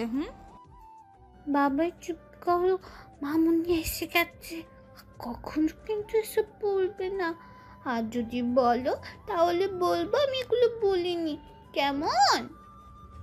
তন্নি আব্বুকে ছেড়ে দিয়ে দৌড়ে চলে গেল আর আদ্রিতা ওর দিকে তাকিয়ে রইল। এবার ঈশান উঠে এসে ওর সামনে দাঁড়াতে আদ্রিতা ঈশানের চোখে চোখ রাখলো। ও আদ্রিতার দিকে ড্যাব ড্যাব করে তাকিয়ে আছে দেখে বলল, এই এমন করে তাকিয়ে কি দেখো শুনি? কথা শেষ করতে পারলো না। ঈশান ওর কোমর জড়িয়ে ধরে নিজের সাথে মিশে নিল। তখন আদ্রিতা একটা রাগী মুড নিয়ে বলল, এই তোমার মতলব কি? এই ভর দুপুরে কি শুরু করলে আবার? এমন করে তাকিয়ে আছো কেন তুমি? আমার বউটাকে দেখছি, তাতে তোমার কি? আর এমন করে তোমাকে কেন কাছে টেনে নিচ্ছি বুঝতে পারছো না? এখন আমার আদর আদর পাচ্ছে। আর তন্নি সেদিন বলছিল ওর পুচকে একটা ভাই আসবে কবে, সেজন্য ভাবছিলাম যে খুব শীঘ্রই ওর ভাইটাকে আনার ব্যবস্থা করব। আদ্রিতা রাগ করবে কি ঈশানের এরকম কথাতে লজ্জায় পুরো লাল হয়ে গেল। তারপর হঠাৎ ওর বুকে মুখ লুকিয়ে বলতে লাগলো, তুমি না ফাজিল একটা, খালি এসব বলে লজ্জা দাও। তার উপর জানো এসব বললে আমার প্রচন্ড পরিমাণে লজ্জা লাগে, আর তুমি সেগুলোই করো। তোমাকে লজ্জায় ফেলতে তো আমার ভালোই লাগে। লজ্জায় তো যখন তোমার লাগে তখন তোমার গালগুলো টমেটো মতো লাল হয়ে যায় না, তখন তোমাকে আদর করতে বেশ লাগে। যা দুষ্টু, তোমার শ্রোতাদের সামনে কি সব উল্টাপাল্টা বলো? তুমি না আসলেই অনেকটা দুষ্টু আর লুচু একটা। তাহলে তো লুচুগিরিটা করেই দেখাতে হয়। এই না, উল্টাপাল্টা কিছু করবে না কিন্তু এখন। কে শুনে কার কথা? ঈশান হুটহাট করে আদ্রিতাকে ছাড়িয়ে নিয়ে হ্যাঁচকা টান দিয়ে কোলে উঠিয়ে নিল। আদ্রিতা ওর গলাটা জড়িয়ে ধরতে ঈশান ওর দিকে ঠোরজোড়া এগোলো। আদ্রিতা ওর শার্টের কলার আঁকড়ে ধরে ও ঠোঁটের সাথে ঠোরজোড়া মিলিয়ে দিল। এই যে আপনারা কি দেখছেন, গল্পের প্রথমেই অনেক রোম্যান্টিক সিন দেখে নিয়েছেন, এখন আর দেখতে হবে না। আশা করি পরবর্তী গল্পে দেখা হচ্ছে। ততদিন পর্যন্ত সুস্থ থাকবেন, ভালো থাকবেন আর আপনজনের সাথে থাকবেন। ভালোবাসাটা কি আগলে রাখবেন। ধন্যবাদ। আল্লাহ হাফেজ।